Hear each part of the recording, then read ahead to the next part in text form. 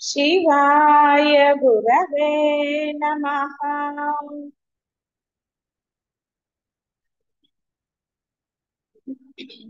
शिवाय गुरवे नमः।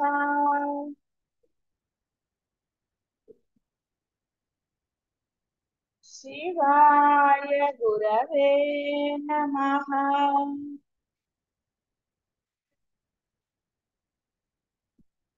शिवाय गुरवे नमः।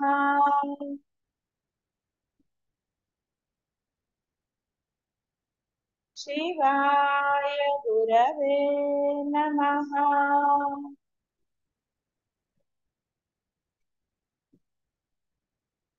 शिवाय गुरवे नमः।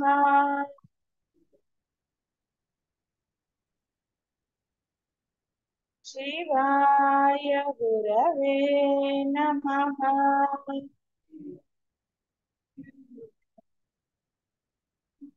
शिवाय गुरवे नमः।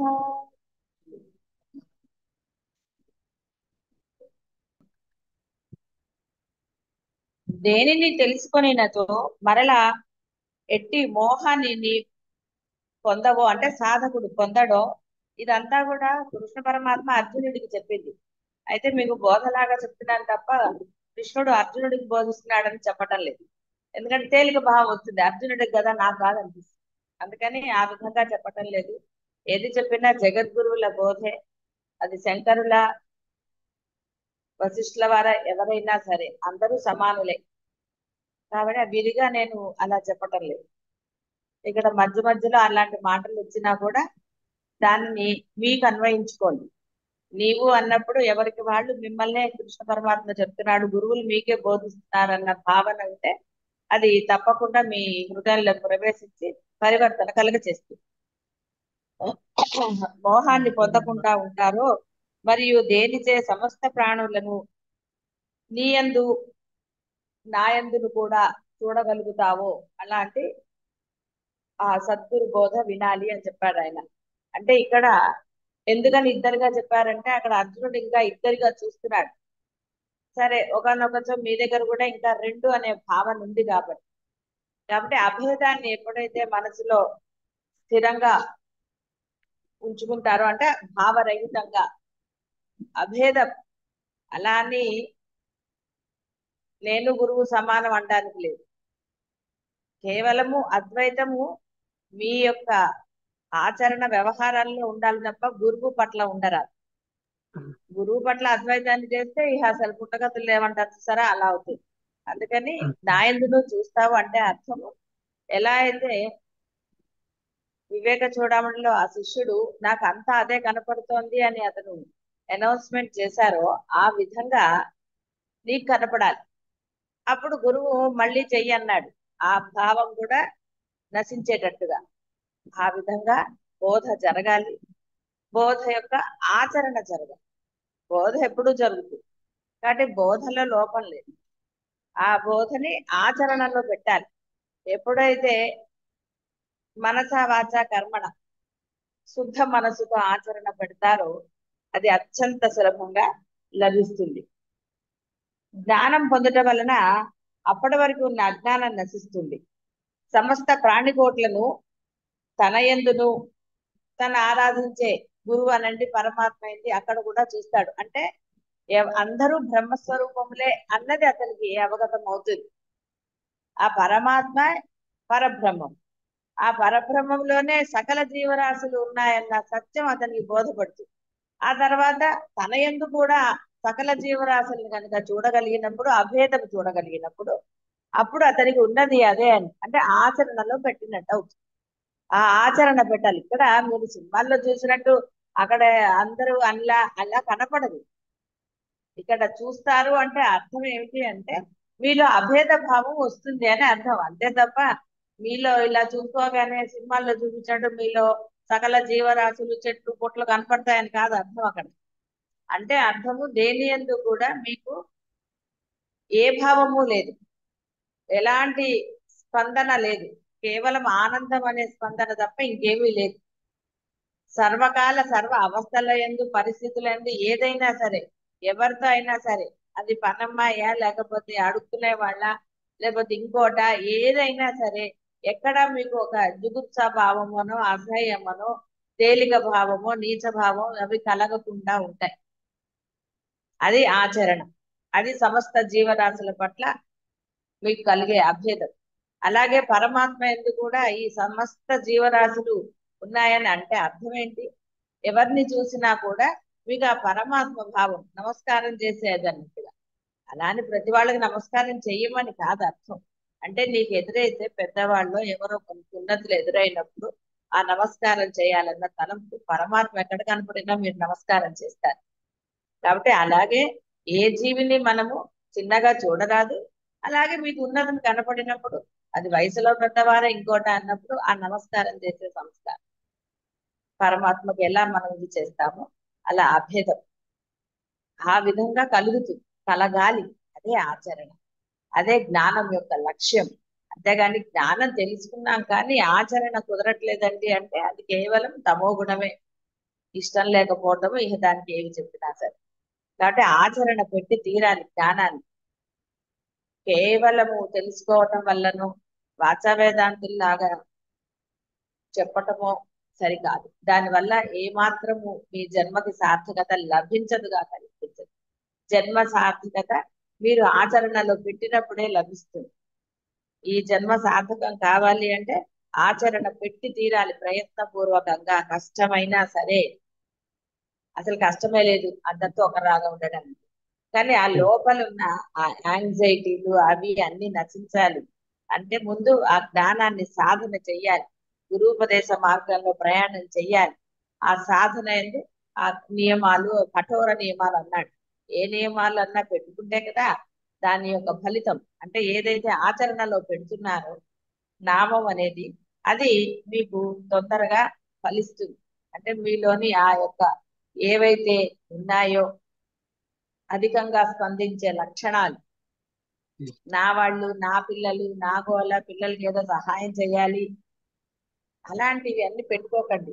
నిజంగా అవసరమైతే ఇవాళ రేపు పిల్లలందరూ అడుగుతారు, మీరు దూరిపోయి వాళ్ళ ఇళ్ళల్లో చేయవలసిన ఆవశ్యకత లేదు. పెళ్లిళ్ళు చేసిన తర్వాత వాళ్ళ జీవితాలను వాళ్ళని గడపనివ్వండి. అనవసరంగా మీరు సలహాలు సంప్రదింపులు చేయకండి. ఇంకా మీరు ఏం సాధన చేస్తారు? మీ బుర్రంతా అందులోనే ఉంటే వాళ్ళ జీవితాలు వాళ్ళు గడపనివ్వండి. వాళ్ళని నిమిషానికోసారి ఇంటికి పిలవటం ఏం ప్రేమ కాదు అది. వాళ్ళని ఉంది, వాళ్ళు వచ్చేటప్పుడు ఎలాగూ వస్తారు. మీ ధర్మంగా కావాలంటే పండగలకు పిలుచుకోవచ్చు, అలా పిలవద్దని నేనేం చెప్పను. మీ సాధనకి అనవసరమైన ఇలాంటి ఏవైతే లోపల భావావేశాలు ఉంటాయో అది కూడదు. అలా ఉండండి. మీ ధర్మం పెద్దవాళ్ళని గౌరవించడం అనే ధర్మము, పిల్లల పట్ల ప్రేమ, అందరి పట్ల ప్రేమే. పెద్దల పట్ల ధర్మం అంటేనే ప్రేమ. అది ధర్మంగా చెప్పారు, ఇది ప్రేమగా చెప్పారు, అంతే తప్ప తేడా ఏం లేదు. పదం మారింది, పదం యొక్క అర్థం ఒకటే. కాబట్టి ఆ విధంగా మీ ధర్మాన్ని ఆచరించండి. ఆచరించాలి. ఇవన్నీ సవ్యంగా జరగాలి అంటే సాధన చేసి తీరవలసిందే. బోధ వింటున్న శ్రద్ధాభక్తులతో ఆచరణ లేని శ్రవణం వృధా. పడకుండా ఉంటారు. అంటే బురద కనపడుతుంది కదా, కళ్ళున్న వాడికి బురద కనపడితే బురదలో ఎందుకు నడుస్తాడు, గోతులు ఎందుకు పడతాడు? అదే విధంగా జ్ఞానం పొందిన వానికి గుర్తు మరలా పూర్వం వలె మోహమును పొందకుంటుగా. అది కాబట్టి పూర్వంలాగా ఇంకా ఎగ్జైట్మెంట్, ఇంకోటేదో ఏమి పడకండి. ఇవాళ రేపు పిల్లలు కాదు ఎవరైనా సరే వాళ్ళకి అన్ని తెలుసు. తెలియని వాళ్ళది అది వేరే విషయం. కానీ మీకు జ్ఞానం లభించింది అన్నప్పుడు మీరు ఆ విధంగా ఉండాలి కదా. మీకు జ్ఞానం ఉంది అన్నదానికి గుర్తు మీరు స్థిత ప్రజ్ఞతతో ఉండటం. అంటే ఆ లేనిపోని ఆవేశాలు కల్పించుకోవటాలు దేనికోసం? కాబట్టి వాళ్ళ జోలికి వెళ్ళకండి. వాళ్ళ జీవితం, మీ జీవితాలు మీరు ఎలా గడిపారో వాళ్ళ జీవితాలు వాళ్ళని గడపనివ్వండి. మీకు వేరే వాళ్ళ ఇది నచ్చుతుందా? నచ్చిందా అంతకుముందు? నచ్చలేదు కదా, మరి ఇప్పుడు ఎందుకండి? అనవసరంగా దూరిపోయి వాళ్ళల్లో ఇదా అదా అనుకుంటూ పొద్దుగుగులు హాయిగా సాధన చేసుకోక శుభ్రంగా మీకు సమయాన్ని ఇచ్చాడు. బాధ్యతల నుంచి మిమ్మల్ని ఇచ్చేశారు. అన్ని చేసినప్పుడు మళ్ళీ వాటితో దూరిపోవటం ఎందుకు? అసలు ఏదో చేసేస్తానని మీరు అనుకున్నారు. అలా మీరు అనుకుని చేస్తే మళ్ళీ మీకు ఏ- బాధే కలుగుతుంది, అందులో ఏం సందేహం లేదు. అందువల్ల సాధన ఎందే తత్పరత కలిగి ఉండండి. మీకు జ్ఞానం లభించింది, గురువు ఉన్నాడు అన్నదానికి నిదర్శనం మీ ఆచరణ. గురువు ఉన్నాడు, జ్ఞానం ఉంది, ఏమిటంటే ఉపయోగం? నేను అలాగే ఉన్నాను, మారలేదు, ఆవిడ ఏం మారలేదండి అన్నారు అనుకోండి, ఎవరైనా ఏం లాభం? రెండు లాభం వృధానే లేదు. కదా. గోడ మీద ఫోటో లాగా ఎందుకండి గురువు గాని జ్ఞానం గాని? కదా, ఇంట్లో దేవుడి పటం ఉందంటే కాస్త ఏదో దీపం పెట్టి ఏదో చేస్తే ఆహా దేవుడు ఉన్నాడు అక్కడ అని ఇదవుతుంది. అంతేగాని ఇంటి నిండా దేవుడి పటాలు ఉన్నాయంటే అబ్బాయి మేము ఎప్పుడు అసలు దీపం పెట్టమండి అంటే ఏం లాభం? పూర్తిగా వృధా. దీపం పెట్టుకుంటారు. అంటే ఇంత ముందు అజ్ఞానంలో ఉన్నప్పుడు అంతే కదా, దేవుడి పటాలు పెడితే పూర్వకాలం అయితే ఇంకా ఇల్లంతా పెట్టుకునేవాళ్ళు, జాగ్రత్తలు చూపించి అది వేరే విషయం. కానీ ఇక్కడ మీకు గురువు ఉన్నారు, జ్ఞానం ఉన్నది అన్న దానికి నిదర్శనం ఏమిటి అంటే మీ యొక్క ఆచరణే. మీరు వేరే వాళ్ళతో, అది పిల్లలతో కావచ్చు, పెద్దలతో కావచ్చు, ఎవరితో అయినా సరే వాళ్ళకి తగినంత వారితో ఎలా ఉంటున్నారు, ఏది అతిగా లేకుండా ఉంటున్నారా లేదా అన్నది మీ ప్రవర్తనే. మీలో ఎలాంటి భావాలు ఉన్నాయో మీకు మీరే సాక్షులు, వాళ్ళు చెప్పక్కర్లా. కాబట్టి నిజంగా మీలో ఇంత పూర్వం ఇప్పుడు కూడా ఉన్నాయి అని అన్నారా, వృధానే, ఏం లేదు. లాభం లేదు. వాచా వేదాంతుల్లాగా చెప్పుకోవడానికి గురువు గాని బోధ గాని. కాబట్టి అలా కాకుండా మీలో ఆచరణ రూపమైన మార్పు వచ్చి తీరాలి. విశ్వరూపమగు ఆత్మ యొక్కే అలాగేనమ్మా. తక్కిన దృశ్య పదార్థాలన్నీ అసత్యములు. అదే జ్ఞానము. జ్ఞానము గలవాడు ఇహ మరల దృశ్య వస్తువులను గురించి ఏల శోకాన్ని మోహాన్ని పొందుతాడు. మామిడికాయ పచ్చిగా ఉన్నప్పుడు వగరుగా పులుపుగా ఉంటుంది, పక్వమైన పిదప ఎచట రుచి చూచినను తీయగానే ఉంటుంది. కాబట్టి పూర్వపు పులుపుదనము వగరదనము ఏమాత్రం ఉండవు. అది ఒకవేళ ఉంటే పక్వం కాలేదని. అలాగే ఇంకా మీరు మీ యొక్క బంధాల పట్ల కానివ్వండి, వ్యవహారాల పట్ల కానివ్వండి, ఏదైనా సరే ఇంకా మీలో గనక అలాంటి గుణాలు, రకరకాల గుణాలు, నాది అన్న దాని పట్ల నుండి నా పిల్లలు అన్న దాని పట్ల కానివ్వండి, అసలు ఎలాంటి మీ యొక్క ప్రవర్తన అందరి పట్ల ఒకే విధంగా లేదు అనడానికి మీకు మీరే సాక్షి, మీ ప్రవర్తనే సాక్షి, మీ సాధనే మీకు సాక్షి. సాధన జరగట్లేదు అంటే అర్థం లోపల ఇంకోటి ఏదో ఉంది అని అర్థం. మీ వ్యవహారం కాబట్టి దాన్ని సరి చేసుకోకుండా ఎన్ని కబుర్లు చెప్పినా వృధానే అవుతుంది. మీ ప్రవర్తనే అందుకు నిదర్శనం. మీకు తెలుస్తూనే ఉంటుంది, మీ మనస్సు మీకే, ఎవరో చెప్పక్కర్లా. ఇంకా నువ్వు అలాగే ఉన్నా ఏం లాభం విని అని వేరే వాళ్ళు మిమ్మల్ని పాయింట్అవుట్ చేయటం ఎందుకు? మిమ్మల్ని మీరే పాయింట్అవుట్ చేసుకుంటే బాధ ఉండదు, అప్పుడు మిమ్మల్ని మీరు మార్చుకోవాలి. ఈ విధంగా వీరు నా వారు అన్న భేదభావం కలగరాదు.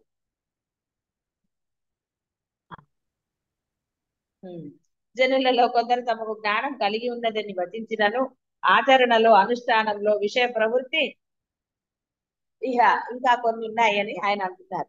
అదేమి అబద్ధం కాదు, మీ అందరిలో ఉన్నాయి కదా, ఇంకా ఉన్నాయి కాబట్టే పూర్ణత్వం కలగలేదు. అటు వారు ఇంకా నువ్వు జ్ఞానమును పొందలేదని ఈ భగవద్వాక్యం వలన స్పష్టమవుతోంది అన్న. అంటే ఆ జ్ఞానం వృధా చేసుకుంటున్నారు, అంతకన్నా ఏం లేదు. పెంచుకుంటే ఏం లాభం అండి?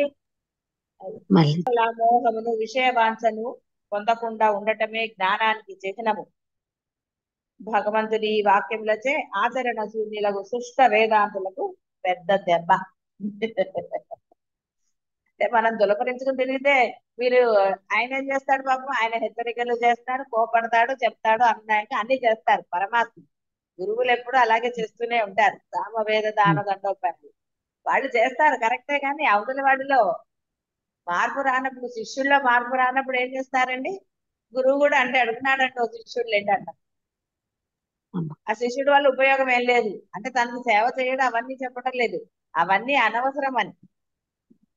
శిష్యుడు వల్ల ప్రయోజనం ఏమిటి అంటే ఆ యొక్క బోధని ఆచరణలో పెట్టడం. ఒకటి, శిష్యుడు లక్షణాలు ఎలా ఉంటాయంటే ఒకడేమో ఆచరణలో పెట్టే యోగ్యత, ఇక రెండో వాడు అంటే తోటకాచార్యులాగా ఆ అనన్య భక్తి కలిగి ఉండాలి. ఆ అనన్య భక్తి కలిగి ఉన్నప్పుడు ఇక అది సాధకులు ఆచరణను సిద్ధపరచుకుని లోకమునకు ఆదర్శవంతులు కావాలి. భగవద్గీత అనుష్ఠానాన్ని అంటే ఆచరణనే ప్రోత్సహిస్తుంది. ఏ సద్గురువులైనా ఆచరణే ముఖ్యమంటారు తప్ప ఒరే వచ్చి వినరా చాలు నాకు లిస్ట్ కావాలి ఎంతమంది శిష్యులు ఉన్నారని అన్నారు. ఆచరణకే ప్రాముఖ్యత ఇస్తారు.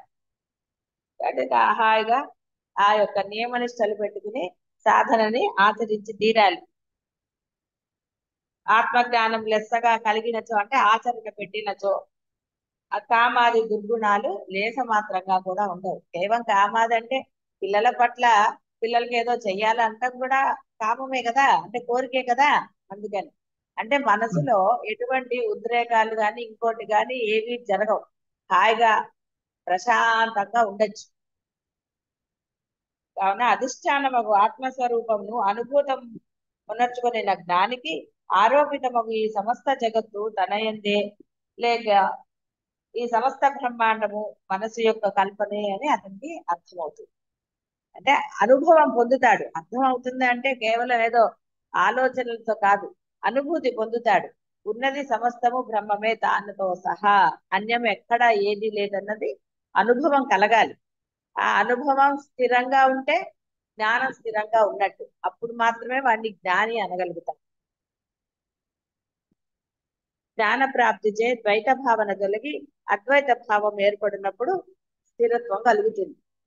కాబట్టి అద్వైతం కలగలే ఇంకా మీ మనసులో గనక ఏమన్నా అటు ఇటు వేరేవేవన్నా ఉన్నాయి అంటే ఇంకా అద్వైత భావన కలగలేదు. అదే కదా చాలా సార్లు చెప్తుంది. ఇది ఇంకో వాక్యం అంతే, కాస్త అటు ఇటు మార్చి. కాబట్టి మీ ఆచరణే మీకు ఇది. మీ ఆచరణ సరిగ్గా లేదు అంటే ఇంకా మీలో గనక కోపము ఆవేశము మాట ఇది ఇలాంటి రకరకాలు ఉన్నాయనుకోండి, అవన్నీ కూడా మీరు ఇంకా అద్వైతంలోకి రాలేదని అర్థం. పాపాత్ములందరికంటే నీవు మిగుల పాపము చేసిన వాడవైనను జ్ఞానము అనే ఆ సమస్త పాప సముద్రాన్ని జ్ఞానమును తెప్పచేత హాయిగా లెస్సగా దాటగలవు. అంటే జ్ఞానము అంటే ఆచరించిందే జ్ఞానం. నోటితో చెప్పేదాని వల్ల పాపము క్షయించదు, నశించదు, ఇంకొంచెం పాపం జరుగుతూనే ఉంటుంది. ఎందుకంటే భేద పాపమే పాపం. మీలో భేదం ఉన్నది అంటే అది పాపమే, ఎలా ఉన్నా సరే. మహాపాపాత్ముడైనను జ్ఞానము చే పాపరహితుడే తరిస్తాడు. అల్ప పాపం జ్ఞానం యొక్క మహత్తర శక్తి ఎలాంటిది, అల్ప పాపమునే కాదు కొండంత పాపాన్ని కూడా భస్మీభూతం చేస్తుంది. అలాంటి శక్తి జ్ఞానానికి. అంటే జ్ఞాన ఆచరణలో పెట్టినప్పుడు, జ్ఞానాన్ని ఆచరణలో పెడితే అంత శక్తి. ఆచరణ లేని శక్తి ఎలా వస్తుంది? తింటే కదా శరీరానికి శక్తి, చూస్తే ఆనందం, ధరిస్తే ఆనందం. అట్లా ఏదైనా సరే స్వయంగా. కాబట్టి జ్ఞానాన్ని ఆచరించిన వాడికి వారి యొక్క పాపాలు నశిస్తాయి.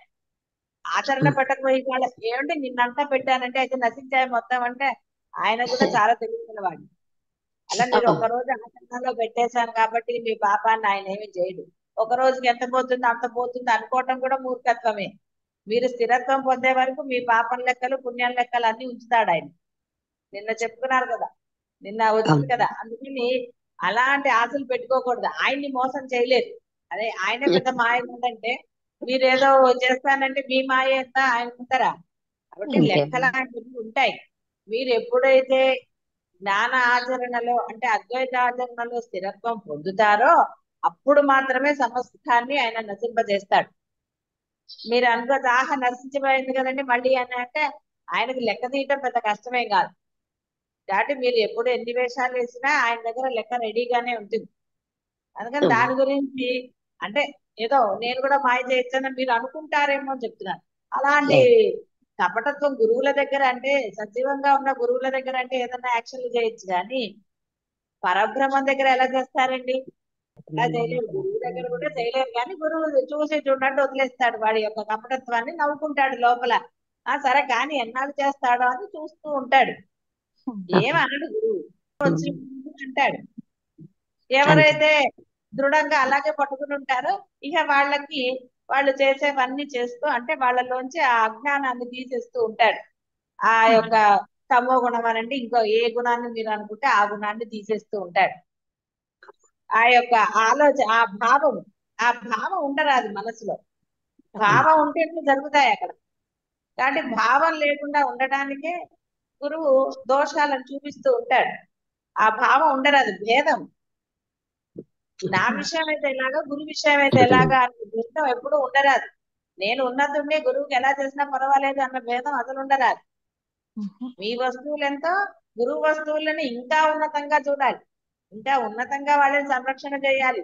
అది తెలియనప్పుడు అడగచ్చు, అంతే తప్ప అనవసరమైన ఉతకాల అలాంటివి అడగక్కర్లా.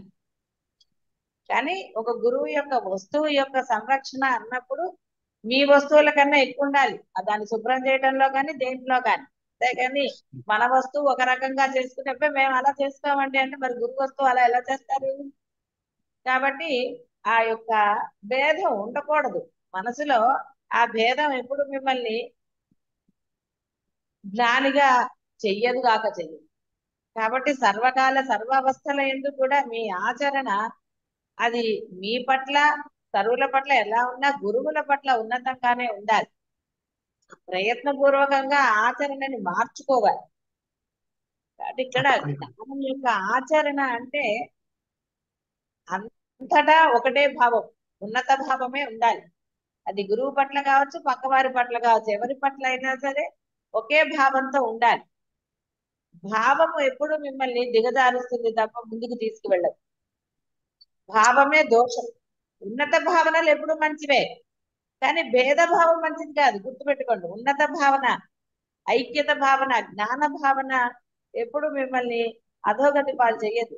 కానీ భేదభావం ఏదైతే మీ మనసుల్లో ఉంటుందో అది మిమ్మల్ని అధోగతి పాలే చేస్తుంది.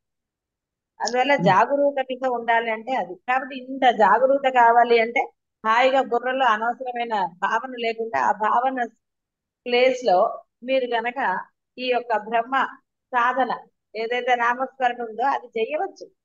అది చేసుకుంటూ కనుక ఉంటే భేదం అనేది మీ మనసులోకి రమ్మన్నా రాదు. ఆ ఆ నిష్ట ఉండాలి. ఆ నిష్ట ఉన్నప్పుడు మీరు సర్వుల పట్ల కూడా ఒకే భావనతో ఉంటారు. అందరిలో బ్రహ్మం కనపడుతున్నాడంటే అందరిలో గురువు ఉన్నట్టే కదా, అందరినీ గురువులాగే ట్రీట్ చేయాలని కదా.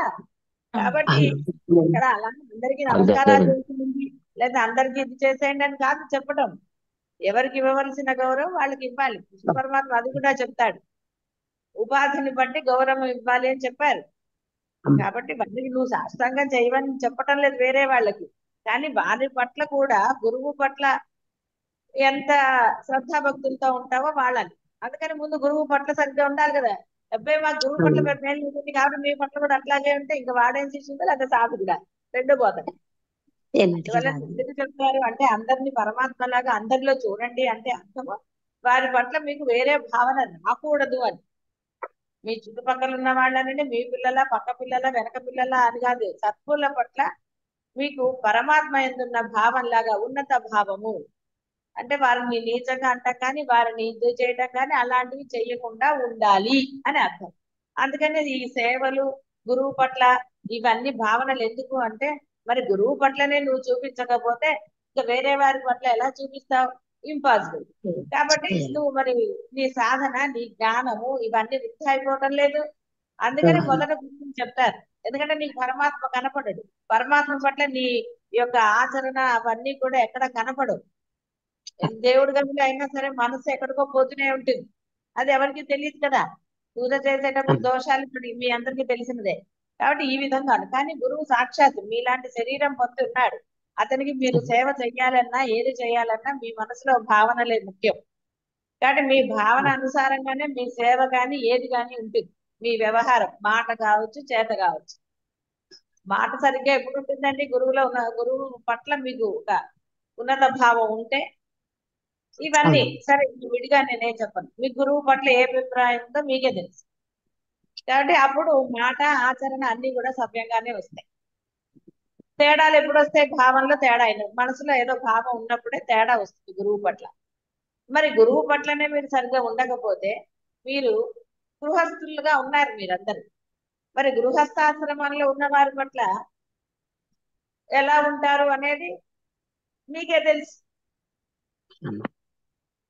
ఏంటి మీరు అనుకుంటున్నారు కానీ మాకు ఇక్కడ ఎవరు మమ్మల్ని వాళ్ళు అంటారన్న భయంతో అయినా సరిగ్గా ఉంటామండి, అదండి ఇదండి అన్నారు అనుకోండి, అప్పుడు కపటత్వమే కదా. గురువు ఏమన్నాడు కాబట్టి ఇష్టం ఉంటామండి, ఆయన ఎప్పుడో ఒకసారి అంటారు కాబట్టి పెద్ద పట్టించుకోకర్లేదండి అనుకున్నారు అనుకోండి, అది కపటత్వమే కదా. అప్పుడప్పుడు ఏదో చిన్న చిన్న శిక్షలు ఇదవుతుంది, ఒకటేసారి పెద్ద శిక్ష ఇస్తే జన్మ వృధా అయిపోలేదు. ఆ తేలిక భావాలు దేనికి? బోధ వింటున్నారు మీరు, దేనికోసం మీకు బోధ? జన్మరాహిత్యం పొందాలి. లక్ష్యాన్ని మర్చిపోయి ఆచరణలో దోషాలు చేస్తే లక్ష్యం ఇక ఎక్కడ లభిస్తుంది, ఎప్పుడు లభిస్తుంది? జన్మ వృధానే. అందువలన కపటత్వాల జోలికి వెళ్ళరాదు, ఎక్కడా కూడా కపటత్వం ఉండరాదు అనేదే ఇక్కడ చెప్పబడుతో. గురువు పట్లే కాదు, ఎక్కడా కపటత్వం ఉండరాదు మీలో, ఎవరి పట్ల ఉండరాదు. అలా ఉన్నది మిమ్మల్ని అది ఎప్పుడూ కూడా ముందుకు తీసుకెళ్ళదు. మామూలు బాహ్య జీవితంలో కూడా కపటత్వం ఉన్నవాడు ఆ సమయానికి వాడు చాలా ఇదిగా ఉన్నట్టుగా ఉంటాడు, కానీ ఏం లాభం అండి? ఇప్పుడు పని వాళ్ళ నిమిషానికి అబద్ధం చెబుతారు వాళ్ళు, వాళ్ళ జీవితాలు ఎట్లున్నాయి? కాబట్టి కపటత్వం పొందే జీవితాలు అలాగే ఉంటాయి. మీకు ప్రత్యక్ష నిదర్శనం అంటే అవే, మీ జీవితాలు కూడా మీకు నిదర్శనమే, అందులో ఏం సందేహం లేదు. దాన్ని ధైర్యంగా అంటే ఆ కపటత్వాన్ని మీ నుంచి ధైర్యంగా నిర్మూలించుకోవాలి అంటే సాధనే మీకు సాధన, వేరేదేమీ లేదు. కపటత్వంగా ఉండకూడదన్న నిశ్చయం బుద్ధి, అంటే ఒక మంచి బుద్ధి మీలో కలగాలి అంటే ఆ యొక్క సాధన వల్ల శీఘ్రంగా కలుగుతుంది. మీ యొక్క అంటే ఆ దుర్గుణాలు మీకు తెలియాలంటే కూడా దైవశక్తి మీలో పెరిగినప్పుడే మీ దుర్గుణాలు మీకు తెలుస్తాయి, అవి నిర్మూలించబడతాయి.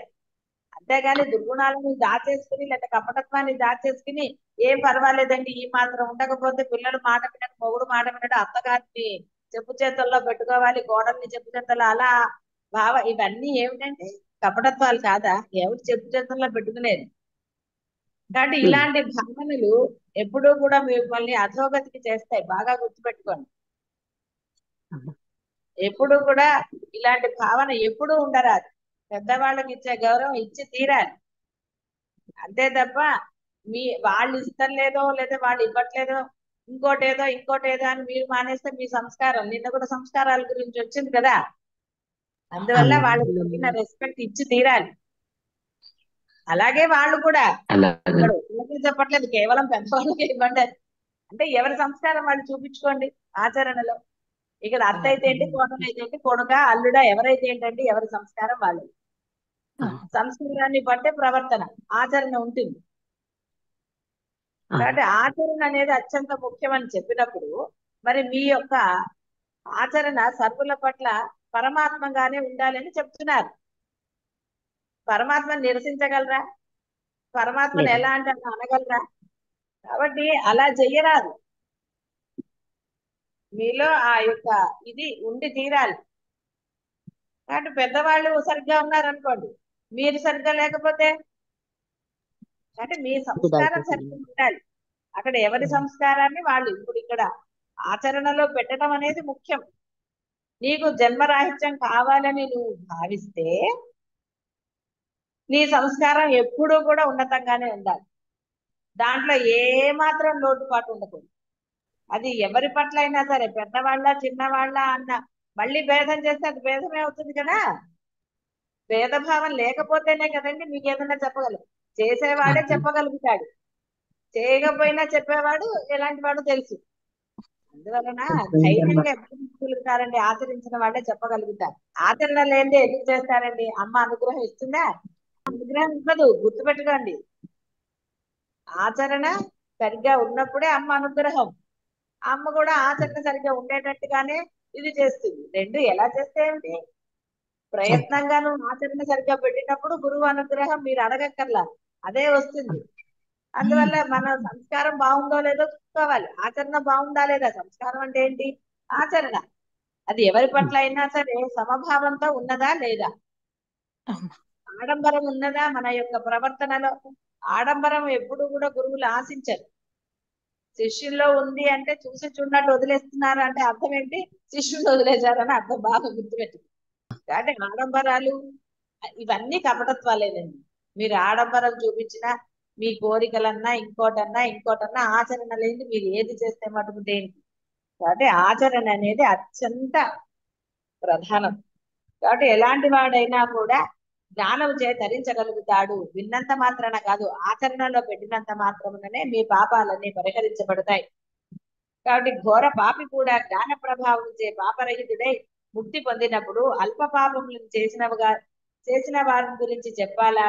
కావున పాపాత్ములు భయపడక్కర్లేదు అంటే పాపాలు చేస్తూ ఉంటామనా? కాదు. అంటే పాపం దిగులు పడకుండా, పర్వాలేదు ఇది ఇప్పటి నుంచి నేను చెయ్యను, ఇలా భేదభావం లేకుండా ఉండి ఈ జ్ఞానాన్ని ఆచరణలో పెడతాను, విన్నాను కాబట్టి అని ధరించవచ్చు. ఏదో చేశారనుకోండి, తెలిసి చేశారు, తెలియక చేశారు. ఇప్పుడు వాటి గురించి చింతపడి ఈ సమయాన్ని వృధా చేసుకోవటం ఎందుకు? ఇప్పుడు జ్ఞానం తెలిసింది, ఎలా ఉండకూడదో తెలిసింది, ధర్మం అంటే ఏమిటో తెలిసింది, భేదభావం అంటే తెలిసింది, కపటత్వాలు తెలిసాయి. కాబట్టి ఇవన్నీ ఆచరించకుండా ఉండటం విఘ్నుడి లక్షణం. అది వివేకవంతుడు. అప్పుడు వాడు తన జన్మని సార్థకం చేసుకోగలుగుతాడు. ఏ సందేహమే లేదు. వాల్మీకి మహర్షి గురించి తెలుసు, అందరి గురించి తెలుసు. మనం విన్నా దొంగ సన్యాసిగా వేషం వేసి నిజమైన సన్యాసిగా మారలేదు. దృఢత్వం ఉండాలి అంతే. నేను అలా ఉండి తీరాలి, నేను పొంది తీరాలి అనుకుంటే వాడు పొందుతాడు. అంతేగాని ఏం పర్వాలేదులే అని అనుకుంటే అంతే. కాబట్టి ఆచరణ అనేది ముఖ్యం. కాబట్టి గతించిన పాపముల గురించి పశ్చాత్తాపడి ఇక మీదట పాపము చేయక జ్ఞాన సముపార్జనకు అంటే అర్థం కేవలం వినడానికి, పుస్తకాలు చదవడానికి అని కాదు, ఆచరణకి వాళ్ళు దృఢ నిశ్చయులైంది. చాలు, పాపాలు చేశారు, అయిపోయింది. ఇప్పుడు ఏడవక్కర్లా, మరలా చెయ్యను అనుకుంటే చాలు. సాధనములు, జ్ఞానానికి కావాల్సిన సాధనాలు చేస్తే చాలు, తరించిపోతారు. మహాపాపి కూడా జ్ఞానము చే తరించిపోగలడని అది ఇక్కడ అది కూడా చెప్పారు. పాపమును ప్రోత్సహించటకు అని చెప్పలేదు. పరమాత్మ ఏ విషయం ఆయన కూడా తెలుసు కదా, మీరు ఒకటి చెప్తే ఇంకోటి అనుకుంటారేమో, అందుకని ఆయన కూడా చెప్పాడు. పాపాన్ని ప్రోత్సహించలేదు ఆయన. అలా దిగులు పడితే ఇప్పుడు నిశ్చయం చేసుకోవాలి. అందుకని అందరికీ ఒకటిలాగే ఉంటాయి, ముందరే ఆలోచనలు ఉంటాయి గురువులకి. ఎందుకంటే వీడు ఇలా అంటే వీడు పాపం చేసేసి మళ్ళీ సాధన చేస్తానండి పోతుంది, చిన్న పాపం కదా సాధన చేశానండి, వాడు పొద్దున పాపం చేశా రాత్రంతా కూర్చొని సాధన చేశా పోయిందని అనడానికి లేదు. ఇక్కడేం పాపాన్ని ఇచ్చేయటం లేదు. పాపాత్ముడు అయ్యో నేను ఎలా తరించాలి, ఇలాంటి ఉన్నతమైనది ఉందని నాకు తెలియదని వాడు కనుక ఆలోచిస్తే అప్పుడు వాళ్ళకి మార్గం చెప్పాడు ఆయన. రే సాధన చేయరా, అంత పాపాన్ని నేను తీసేస్తాను కదా అన్నాడు ఆయన.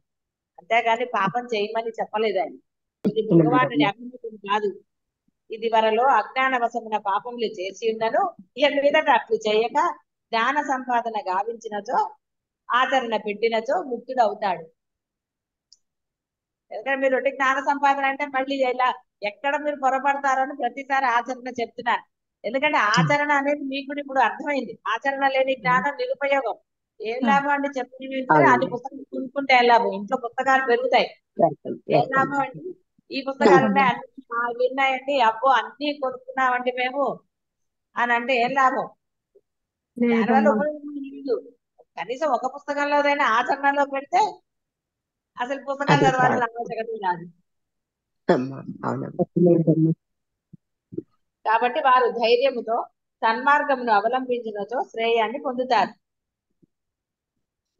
సముద్రం ఎంత విశాలంగా ఉన్నా చిన్న తెప్పచే దాని అంతను దాటవచ్చు. అలాగే పాప సముద్రం ఎంత అగాధంగా ఉన్నప్పటికీ జ్ఞానమను తెప్పచే దానిని దాటవచ్చు. పాప సముద్రం అన్నారు కాబట్టి జ్ఞానం అనే తెప్పచే దాటవచ్చు. దృఢంగా నిశ్చయించుకోవాలి. అంతేగాని మళ్ళీ పాపంలోకి వెళ్తానంటే మళ్ళీ మునిగిపోతావు పాపంలో. అందుకనే చెప్పేది భేదభావం లేకుండా, కపటత్వం లేకుండా ఆచరణ పెడితే ఎంత సులభమే కదండి. ఆనందం మీకు ఇప్పుడు మీరు ఆచరణలో పెట్టిన వాళ్ళే, మీకేం విడిగా చెప్పక్కర్లా. ఎందుకు మరలా చెప్పబడుతుంది అంటే ఆచరణ పెట్టి అనుభూతి పొంది కూడా మళ్ళీ వెనక్కి వెళ్తున్నారు కదా. అందువల్ల అవును అలా వెనక్కి వెళ్ళకురా, ముందుకే ప్రయాణం చేయి, హాయిగా ఆనందంగా నీ యొక్క ఏవైతే పిల్లల పెళ్లిళ్ళు అంటారో లేకపోతే ఇంకోటి అంటారో అవన్నీ ఆయన చేస్తాడు. అమ్మా ఆయన కూడా సర్వము రాసింది ఎవడండి, ఆయనే కదా. రాత మార్చేసే శక్తి ఉంది, రాతని ఇచ్చేసే అన్ని ఆయనకే ఉన్నాయి. కాబట్టి మళ్ళీ వెనక్కి వెళ్ళి నేను ఇదంతా చేశాక అప్పుడే బయలుదేరుతానంటే ఒరే నీ జీవితం ఉంటుందా? నిజంగా మాట్లాడితే పిల్లల పెళ్లిళ్ళ వరకు మనం ఉంటామని ఎక్కడన్నా గ్యారెంటీ ఇచ్చాడండి ఆయన? రకరకాలు ఉన్నాయి. అంటే ఇది చెప్తే భయంగా ఉన్నా కానీ వాస్తవాలు లేవా? ఇంతమంది చిన్నతనం ఆయన అందరికి పూర్ణాయుషులు రాశాడు ఆయన. ఆయన అలా రాసి ఇప్పుడు ఒక చంటి పిల్ల పుట్టింది, ఆ అమ్మాయి పుట్టి ఎన్ని రోజులు, నెల కూడా అయిందో లేదో, ఆ పిల్ల వెంటిలేటర్ మీదే ఉంది. పుట్టినప్పటి నుంచి వెంటిలేటర్, డాక్టర్లకు అంతుపట్టట్లా అసలు ఏమిటి ప్రాబ్లం అని. ఆ పిల్లని ఇప్పుడు వెంటిలేటర్ తీసినా అదేదో నోట్లోంచే పంపించాలట.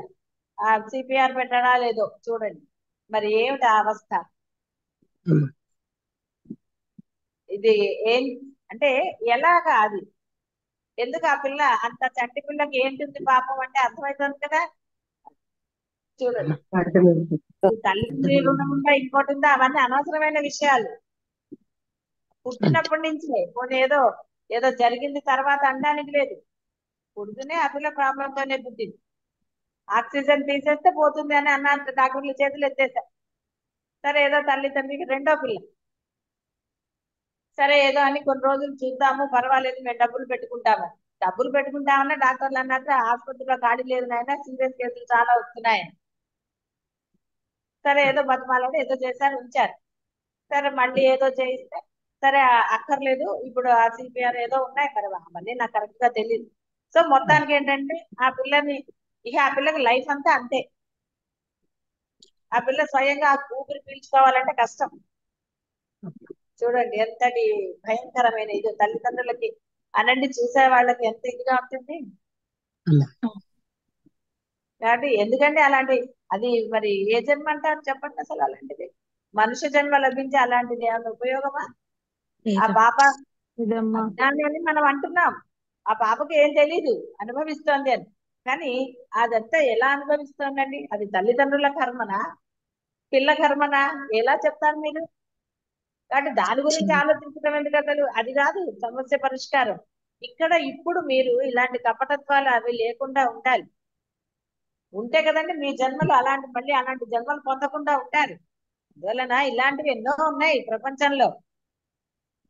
తర్వాత చెప్పిన నికృష్ట జన్మలు ఉన్నాయి, మనుష్య జన్మ పొందినవి ఇలాంటివి ఉన్నాయి.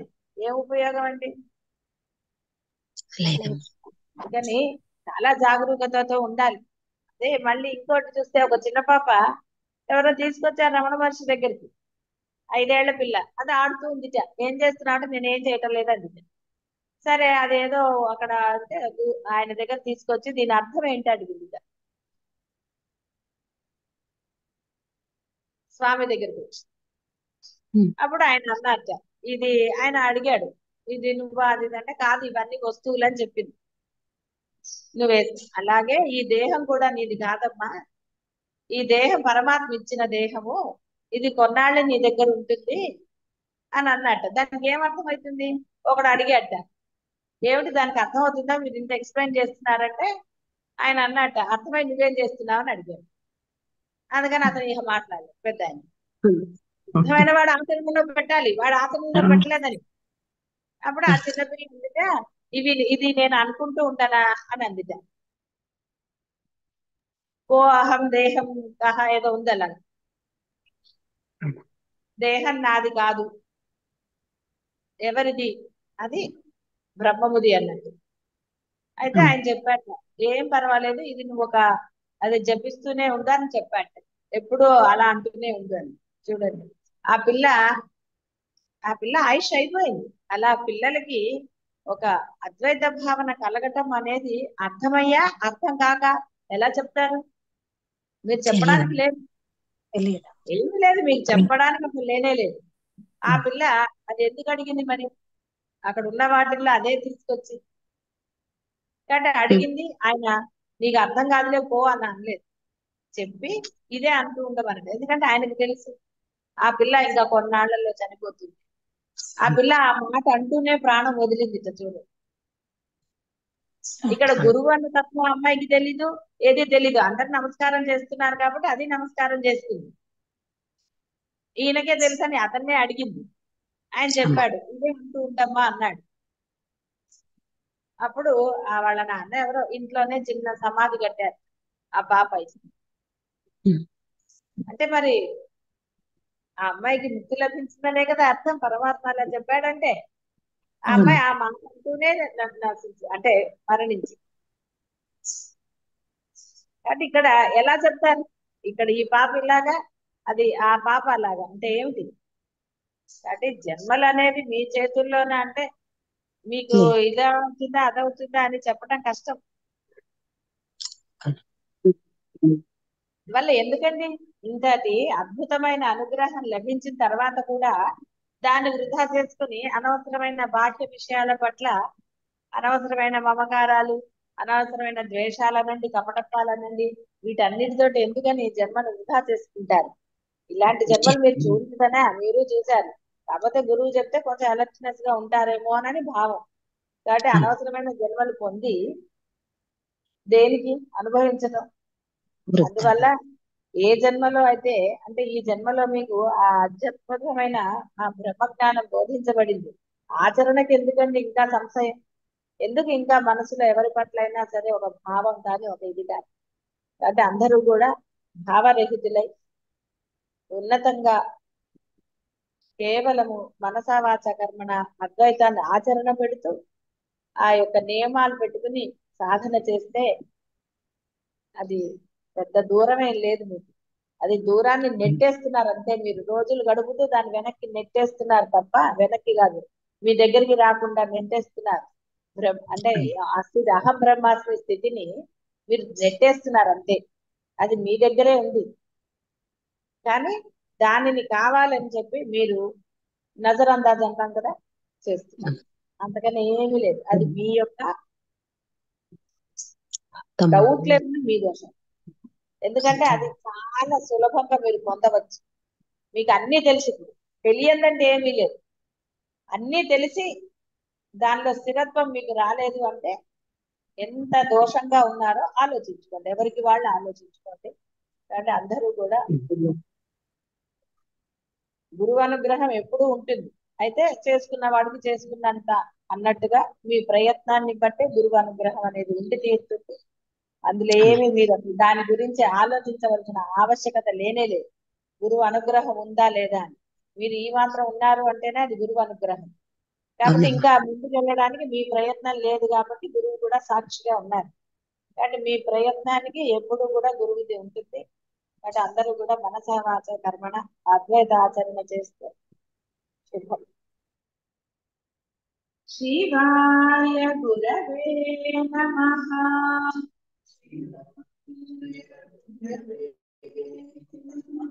శివాయ గురవే నమః.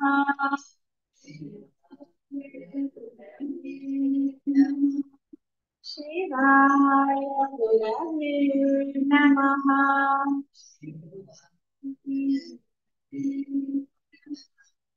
శివాయ గురవే నమః.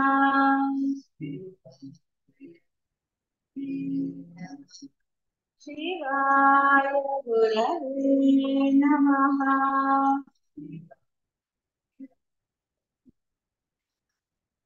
శివాయ గురవే నమః.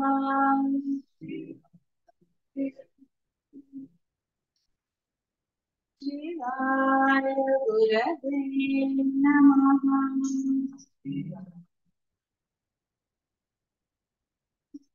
శివాయ గురవే నమః.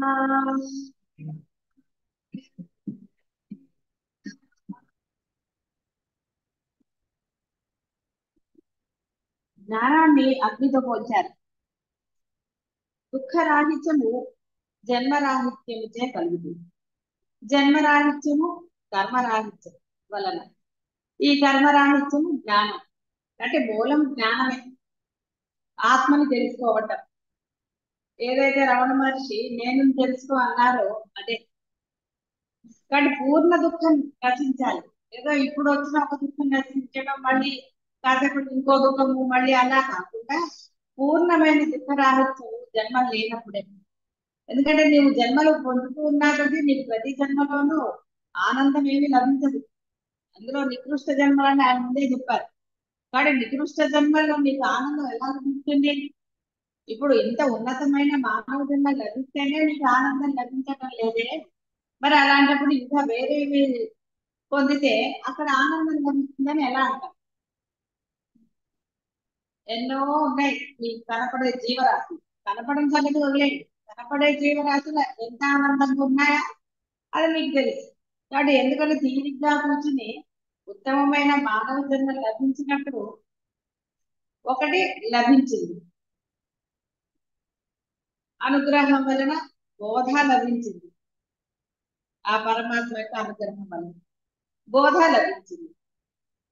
ఆ బోధని ఆచరణలో పెట్టడానికి ఏమిటి మనకు కష్టం? ఏమి మీకు వేరే నిబంధనలు ఏం లేదే. సన్యాసం తీసుకోవటం అనేది లేదు, అన్ని వదిలేయాలని లేదు, ఏ కోరికలు ఉండకూడదని లేదు. ఏ కోరికలు ఉండొద్దన్నారు? ప్రయత్నపూర్వకంగా పక్క వాళ్ళని ఇబ్బంది పెట్టేవి, అప్పులు చేసేవి, ఇలాంటి కోరికలు కూడదన్నారు. అది ఎవరైనా బాహ్యంలో ఎవరైనా పెద్దవాళ్ళు చెప్పే మంచి మాట అదే. ఒరే ఉన్నంతలో హాయిగా ఆనందంగా ఉండండి అంటే చెప్తారు. అనవసరంగా ఒకరి మీద కోపాలు ద్వేషాలు ఇవే కదా చెప్పబడ్డాయి. ఇది బాహ్యంలో కూడా మీకు ఆనందాన్ని ఇవ్వాలి అంటే మీరు మామూలుగా కూడా అద్వైతం తెలియకపోయినా అది ఆచరించినప్పుడే మీరు ఆనందంగా ఉంటారు. అందువలన బోధని అప్పుడప్పుడు వినటం కూడా కూడదు. బోధ అనేది జరుగుతూనే ఉండాలి. బోధ వింటూనే ఉండాలి. జరుగుతూనే ఉండాలంటే గురువు చెప్తూనే ఉంటారని కాదు. బోధ అనేది మీరు వింటూ ఉన్నప్పుడు మాత్రమే శ్రవణ మననాలు అన్నమాట. అంతేగాని ఎప్పుడో ఒకసారి వింటామంటే మాకు తీరు లేనప్పుడు అంటే మిగతా సమయం అంతా బాహ్యంలో పెడుతున్నవాడు ఒక 2 రోజులు ఈ యొక్క బోధ అద్వైతం వినంగానే ఆచరణలో పెడతాడా? లేదమ్మా. ఎలా పెడతారు వాడికి కాదు. కాబట్టి ఇక్కడ చెప్పబడేది ఏంటి అంటే అగ్నితో పోల్చారంటే అగ్నిలో నువ్వు అది ఉన్నప్పుడే ఆర్జం వేస్తూ ఉంటేనే అది ఇదవుతుంది. అంతే తప్ప అంతా అయిపోయాక అప్పుడు వేస్తే ఎలాగో? అందులో నిప్పు అనేది లేనప్పుడు మీరు దాంట్లో ఏది వేసినా సన్నదలు వేసినా ఏం వేసినా వృధానే కదా. అదే విధంగా ఎప్పుడైతే మీకు జ్ఞానకృష్ణ లభించిందో లేదా మీకు ఆ అద్వైత బోధ జరుగుతున్నప్పుడు దాని ఎందే శ్రద్ధ అంటే శ్రవణ మనన నిధిధ్యాసనాలు ఇలాంటివన్నీ కూడా సర్వవేళలో జరగాలి. ఎప్పటి వరకు? పూర్ణత్వం సిద్ధించే వరకు జరగాలి. అంతేగాని అనవసరమైన వేరే విషయాలతో ప్రాపంచిక లంపకాలతో ఏదైనా సరే అహంకారం అనండి ఇంకోటనండి ఏదో ఒక రీజన్తో కనుక మీరు ఈ బోధని రోజు వినలేదు అనుకోండి, ఏంటి ఉపయోగం? మళ్ళీ ఏదో రెడ్డొచ్చి మొదలెట్టాడో ఏదో ఉంటాయి కదా సామెతలు, అలా ఉంటుంది. అందుకని ఎప్పుడో ఒకసారి వింటే ఏంటి లాభం? రోజు గుడికి వెళ్తాం కదండి, ఏదైనా పుణ్యం ఎప్పుడు వస్తుంది? రోజు చేస్తే కదా. ఏదో ఎప్పుడో పండుగ రోజు వెళ్ళి దండం పెట్టుకుని వచ్చి చేస్తే పుణ్యం వచ్చేస్తుందా? పండుగ రోజుల్లో విశేషంగా మరవకుండా వెళ్ళాలి. ఇలా కొన్ని నియమాలు విధించారు. ఇక రోజు ఉపవాసం కష్టం కాబట్టి ఒక ఏకాదశిలో చేయడా చాలు అన్నారు, నెలకి 2 సార్లు అన్నారు. అసలు రోజు అంటే కష్టం కాదు. ఆ విధంగా పరమాత్మ కొన్ని నియమాలు మనకు విధించాడు. అలాగే ఈ అద్వైత బోధ అనేది మీలో నిరంతరం జరగకపోతే మీరు మళ్ళీ ఆ బాహ్య ప్రపంచంలోనే మళ్ళీ మోహాలు, ఆవేశాలు, ప్రేమలు, అతి ప్రేమలు, అతి ఇది జరుగుతుంటుంది. దానివల్ల ఏమవుతుంది తెలుసు కదా. మళ్ళీ విడిగా ఏం చెప్పక్కర్లేదు, దుఃఖమే. జన్మల సంగతి తర్వాత, ముందు దుఃఖాలు కదా, తర్వాత జన్మల సంగతి. అవి ఎట్లాగో తప్పవు. ఏడ్చేవాడికి జన్మలు నిశ్చితం అంతే, అందులో ఇంక సందేహం ఏం లేదు. ఇప్పుడు అతి ప్రేమ చూపిస్తూ అతిగా అంటే బాహ్య ప్రపంచంలో తిరిగాడే వాడికి ఇప్పుడు దుఃఖము తప్పదు. జన్మలు అనేది అసలు వాడు చెప్పక్కర్లేదు, వాడికి వచ్చేస్తుంది అంతే. ఇంకా దాని గురించి ప్రత్యేకంగా చెప్పవలసిన ఆవశ్యకత లేదు. అందువలన బోధ అనేది వింటూనే ఉండాలి. ఏ వయసు ఏమిటి అనేది కాదు ముఖ్యం అక్కడ. ఏ వయసు వాడైనా జీవించాల్సిందే కదా, ఆనందంగానే ఉండాలని కదా కోరుకునేది. మరి ఆనందం లభించాలి అంటే అద్వైతానికి మించింది లేదు, జ్ఞానానికి మించింది లేదు.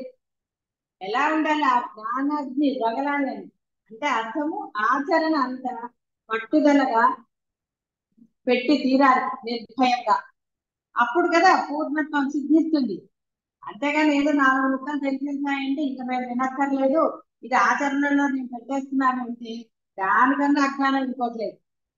అంత తొందరగా జ్ఞానం బోధపడిపోతే ఈ పాటికి ప్రపంచంలో ఎవరు అజ్ఞానులు ఉండరు. కాబట్టి అంత తేలికేం కాదండి. నేను పెట్టేస్తున్నాను అండి అన్నంత మాత్రాన పెట్టేశారా? మీరు దుఃఖపడకుండా ఉన్నారా? ఉద్రేకాలు పడకుండా ఉన్నారా? ఇవన్నీ మీరు చూసుకోవచ్చు. ద్వేషం రాకుండా ఉందా? ఆలోచనలు లేకుండా ఉన్నారా? ఎన్నున్నాయి. ఇవన్నీ లేకుండా ఉన్నాను అనండి, సంతోషం. మీకు పెద్ద సాధన అవసరం లేదు, అప్పుడు జ్ఞానం కూడా వినవలసిన ఆవశ్యకత లేదు. కాబట్టి ఇక్కడ జ్ఞానాన్ని అగ్నితో పోల్చారు అంటే ఆ అగ్ని రగులుతూ ఉన్నప్పుడే మీరు ఏదన్నా వేస్తే అది స్వాహాలు ఎప్పుడు వేస్తారంటే అగ్ని రగులుతున్నప్పుడు వేస్తారు. చల్లారిపోయాక ఆహుతి వేయదు. ఆ రగలాలి అంటే మీలో ఆ బోధ వింటూ మీలో ఆ దృఢత్వం పెరుగుతూ ఉండాలి. ఆ పెరగటమే అగ్ని జ్వాల. ఆ పెరిగి ఆ దృఢత్వము నిశ్చయము కలిగితే అప్పుడు మీలో ఆ ఆచరణ సిద్ధించి అంటే ఈ ఆహుతులను స్వీకరించబడతాయి. అప్పుడు అయితే ఆహుతి ఎలా స్వీకరిస్తుంది? అగ్ని స్వీకరించాలి. అలాగే ఉండిపోతే అనుకుంటాను, అది స్వీకరించాలి. కాబట్టి మీలో ఆ జ్ఞానం అనేది అలా పెరుగుతూ ఉండాలి. అంటే ఎక్కడి వరకు మీరు ఆచరణలో పెట్టేవారు, ఆచరణ చేసి తీరాలి. ఆచరణే ఆహుతి. కాబట్టి మీరు ఎప్పుడైతే ఆచరణ పెడతారో అప్పుడు పూర్ణత్వం సిద్ధిస్తుంది. ఆ సాధన నిరంతర సాధన ఇవి చేసి తీరాలి. తప్ప అప్పుడు ఒకసారి ఇప్పుడు ఒకసారి గురువులు చెప్పినప్పుడు వింటాము, గురువులు చెప్పకపోతే మా దాంట్లో మేము నడుస్తూ ఉంటాము. అలా అది పరమ అజ్ఞానమే. ఇక దాన్ని వేరే మాటలతో అనుకుంటూ ఉంటారు. ఎందుకంటే కొంత రాగానే ఏదో అనేస్తుంటారు, వినరు. వినకపోతే ఎవరికి నష్టం? కాబట్టి జన్మరాహిత్యం కావాలి అనుకున్న వాళ్ళకంటే చెప్తున్నాను. జన్మరాహిత్యం కావాలి, జీవితాన్ని అంటే ఈ దేహం ఇప్పుడు మీరు పొందిన ఈ మానవ దేహం ఉన్నంత వరకైనా ఆనందంగా ఉండాలి అంటే జ్ఞానాన్ని ఆచరణ పెట్టే తప్ప ఇంకో మార్గమే లేదు. ఎందుకంటే ఎక్కడి నుంచో అక్కడి నుంచి ఎప్పుడు ఏదో వ్యతిరేకత ఏర్పడుతూనే ఉంటుంది, ఏడుస్తూనే ఉంటారు, దుఃఖం కలుగుతూనే ఉంటుంది, అందులో సందేహం లేదు. కాబట్టి ఆ అగ్ని జ్వాల అన్నట్టుగా అంటే జ్ఞానం ఎప్పుడైతే మీకు తెలియబడిందో అనుగ్రహం చేత దానిని పెంపొందించుకోవాలి. అంతే తప్ప తెలిసిన జ్ఞానానికి ఇంకా నాకు ఈ జ్ఞానం చాలు, ఇక నేను ఆచరణలో పెట్టేస్తాను అంటే అంత సులభమా? ఓకే, నీ మనోనిశ్చయం అంటే నీ మనసులో నువ్వు దృఢ సంకల్పం చేసుకుని నిజంగా ఆ తెలిసిన దాన్ని ఆచరణ ఆ సాధనలు చేసి సర్వులతో ఏకత్వంతో కనుక ఉండగలిగితే చాలా మంచిది. కానీ దృఢ నిశ్చయం కలగనప్పుడు మరలా ఇంకా మనసులో రాగద్వేషాలు, నా పిల్లలు పక్క పిల్లలు వేరే పిల్లలు ఏదో భేదభావాలు ఉన్నాయనుకోండి మనసులో, మరి అప్పుడు అదేలాగా మరి జ్ఞానం వచ్చినట్ట, జ్ఞానాన్ని ఆచరణలో పెట్టినట్టు కూడా అవ్వదు. కాబట్టి అగ్నితో పోల్చారంటే అదే అర్థం. కొండంత కట్టెల రాజునైనా అగ్ని బూడిదగా చేస్తుంది. అలాగే సంచిత కర్మలు అనేకం ఉండినను వాటన్నిటినీ జ్ఞానము అను అగ్ని వినాశనం. కాబట్టి అప్పుడు దుఃఖం ఉండదని అర్థం. కర్మలు ఉన్నంతకాలం అవి అనుభవించక తప్పదు, అనుభవంతో బాధపడగా తప్పదు. ఆ దుఃఖమో ఏడుపో ఏదైనా సరే మీ భాషలు. కాబట్టి అప్పుడు ఏడవక తప్పదు, ఎందుకంటే కర్మలు ఉన్నాయి, అనుభవించక తప్పదు. పోనీ ఒక కర్మలు ఉన్నాయా? మళ్ళీ ఇప్పుడు కూడా చేస్తున్నారు కదా ఏదో రకంగా అనవసరమైన మాటలు, ఇక్కడ మాటలు అక్కడ, అక్కడ మాటలు ఇక్కడ, వీళ్ళ గురించి వాళ్ళ గురించి ఎన్ని అండి. ఇవన్నీ కర్మలు కాదా? తెచ్చుకోవడం కాదు కర్మలు. లేని కర్మలు తెచ్చుకోవడం అంటే ఇవే అహంకారం. నేను నేను అన్న అహంకారంతో పొగరుగా మాట్లాడటం, ఎదిరించి మాట్లాడటం, ఎవరినైనా సరే. ఎందుకు భార్యాభర్త బంధాలు ఈ మధ్య ఇలా జరుగుతున్నాయంటే ఈగో ప్రాబ్లమ్స్. నేను సంపాదిస్తున్నా, నువ్వు సంపాదిస్తున్నావు, నీ గొప్ప ఏమిటి? లేదా నేను చదువుకున్నాను, ఉద్యోగం చేయలేకపోయినా అహంకారంతో దెబ్బలాడే భార్యలు ఉన్నారు, ఉద్యోగం చేస్తున్నాను అహంకారంతో దెబ్బలాడే భర్తలు ఉన్నారు. బంధాలలో ఎందుకంటే భేదాభిప్రాయం వస్తాయి? ఎందుకే వస్తాయి? అహంకారం వల్లే వస్తాయి, నేను గొప్ప అనుకోవడం వల్లే వస్తాయి. జన్మరాహిత్యం కావాలనుకున్న సాధకులు ఎవరు కూడా ఆ నేనుతో ఉండడానికి వీల్లేదు. మీరు ఉద్యోగాలు చేయండి, చేయకపోండి, అవన్నీ అనవసరమైన విషయాలు. కానీ ఆ జ్ఞాన బోధ అనేది ఆ అగ్ని రగిలినట్టుగానే ఉండాలి, ఎప్పుడు చల్లారకూడదు.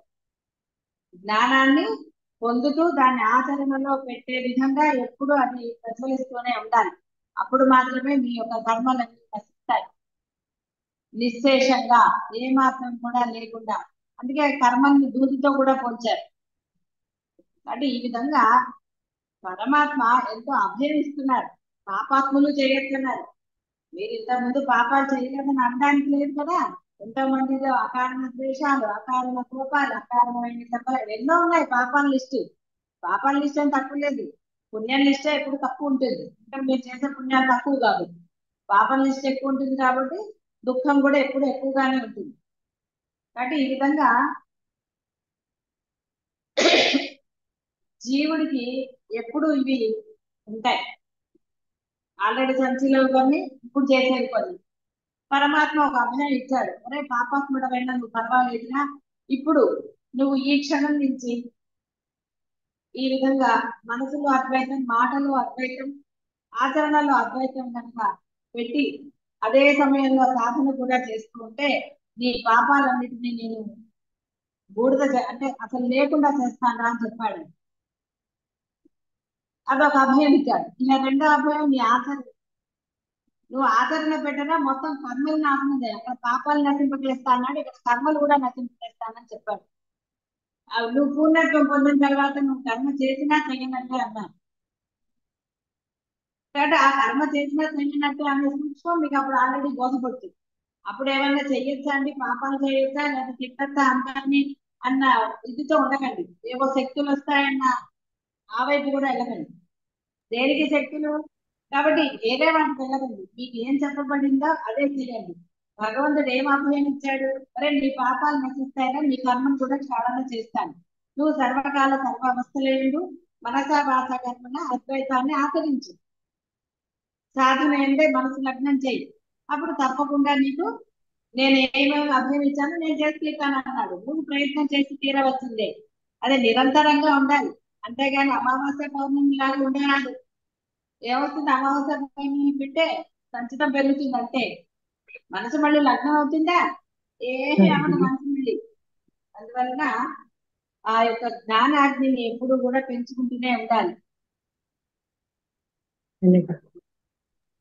బాగుగా జ్వలించుతున్న అగ్ని మాత్రమే ఆ కార్యాన్ని సాధిస్తుంది, మందాగ్ని కాదు. కనుకనే అన్ని మనం జ్ఞానము పరిపూర్ణంగా సంప్రాప్తించనిచో కర్మ సంచయ రహితము కాదు. స్వప్నమరుజుని కర్మ మేల్కొనిన పిదప ఎట్లు నశించునో అలాగే జ్ఞాన ప్రాప్తి రూప జాగృతి సంసార స్వప్న సంబంధ కర్మ అంతయు జీవునికి తొలగిపోవు. కాబట్టి సర్వకర్మ నేను చెప్పినందువలన సమస్త కర్మలను, కర్మబంధములను జ్ఞానముచే మనుషుడు దాటివేయగలరని స్పష్టంగా చెప్పారు. జనన మరణ రూప కర్మఫలమును తప్పించుకొనదలిచిన వాడు జ్ఞానాన్ని తప్పక సంపాదించి ఆచరించాలి. క్షీయంతే చ అస్య కర్మాణి అని. కాబట్టి ఇక్కడ ఈ యొక్క సత్యాన్ని, జ్ఞానం అనగా ఆత్మ అనాత్మ విచారణచే దృశ్యమును మిథ్యగా భావించి త్యజించి దాన్ని దృక్రూప ఆత్మను అంటే ఆచరణలో పెట్టడం, ఆత్మగా ఆచరణలో పెట్టడం, అద్వైతాన్ని ఆచరణలో పెట్టడం.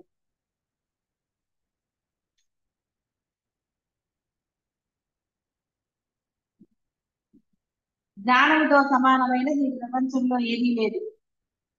అలాంటి యోగాన్ని పొందినవాడు వాడే జ్ఞాని అనండి, బ్రహ్మం అనండి, జీవ బ్రహ్మైక్య సిద్ధి పొందినవాడు, ఎలాంటివి అనుకున్నా సరే. కాబట్టి లోకంలో పరమ పవిత్రమైనది జ్ఞానమే. మనుషుల్ని పునీతమనర్చుదల అంటే వాడి యొక్క జన్మ సార్థకం చేయడంలో జ్ఞానములకు మించినది మరి ఒకటి లేదు.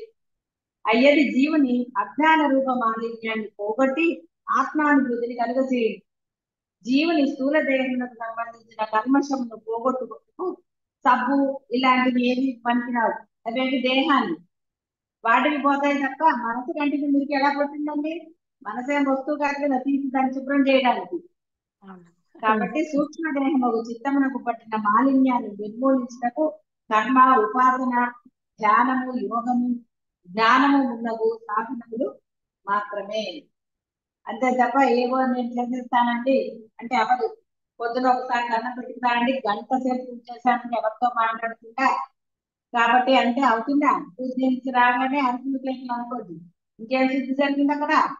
కాబట్టి ఇక్కడ జ్ఞానం అత్యంత ఆవశ్యకం. కాబట్టి ఆ జ్ఞానాన్ని ఆచరణలో పెట్టడానికి ఈ యొక్క అద్వైతము సాధన ఈ రెండు. ఎందుకంటే ధైర్య గృహస్థులుగా ఉన్నారు, మీరే సన్యాసం పుచ్చుకోవాలి. కాబట్టి అద్వైత ఆచరణ, అదే విధంగా ఆచరణతో పాటుగా సాధన అనేది జరగవలసినదే. జ్ఞానమే సర్వశ్రేష్టమని పరమాత్మ బోధించారు. కాబట్టి జ్ఞానము స్వకీయ ప్రయత్నం చేతనే మాత్రమే లభిస్తుంది. అంతేగాని నేనేం చేయనండి, చాలా విన్నాను, అన్ని తెలిసిపోయాయండి, నాకు ఏముందండి, ఎవరికి అపకారం చేయకూడదు అంతే కదా, నేను చేయటం లేదు అని మనసులో రచనలు చేస్తే. కాబట్టి రకరకాలు ఉన్నాయి. కానీ నిజంగా దృఢ నిశ్చయంతో ఏ మానవుడు మనుషుడో జీవైనా సరే ఆ యొక్క సమత్వం అంటే అద్వైతం ఏకత్వాన్ని కనుక ఎవరు అన్నిటిలో కనుక వాడు ఆచరించి చూపగలిగితే ఇక వాడు ఏ సాధన చేయ,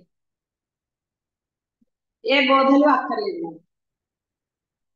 కానీ అలా మీరు ఉండగలుగుతున్నారా లేదో చూసి, అలా ఉంటున్నాము అంటే ఇక బోధనకు అక్కర్లేదు.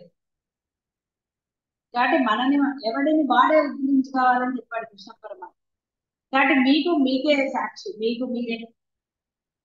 కాబట్టి మీలో ఏ గుణాలు ఉన్నాయి, ఏవి మంచి గుణాలు, ఏవి చెడ్డ గుణాలు, ఆడంబరంగా ఉంటున్నారా, సరే ఇక మళ్ళీ రుచి చెప్పాలంటే అబద్ధాలు ఆడుతున్నారా, కపటత్వం ఉందా మీలో, ఎవరి దగ్గరైనా కపటత్వంగా ఉంటున్నారా? కపటత్వం అంటే కేవలం ప్రేమ చూపించడము కపటత్వమే. కాబట్టి రకరకాలుగా ఉంటుంది కపటత్వం అంటే ఇదే రకంగా అని ఉండదు, రకరకాల కపటత్వాలు. అది చేసే వాళ్ళకి తెలుస్తుంది కదండి మాటా చేతల్లో. కాబట్టి అలాంటి అవన్నీ ఏమీ లేకుండా ఉండేవాడే జన్మ రాహిత్యాన్ని పొందుతాడు.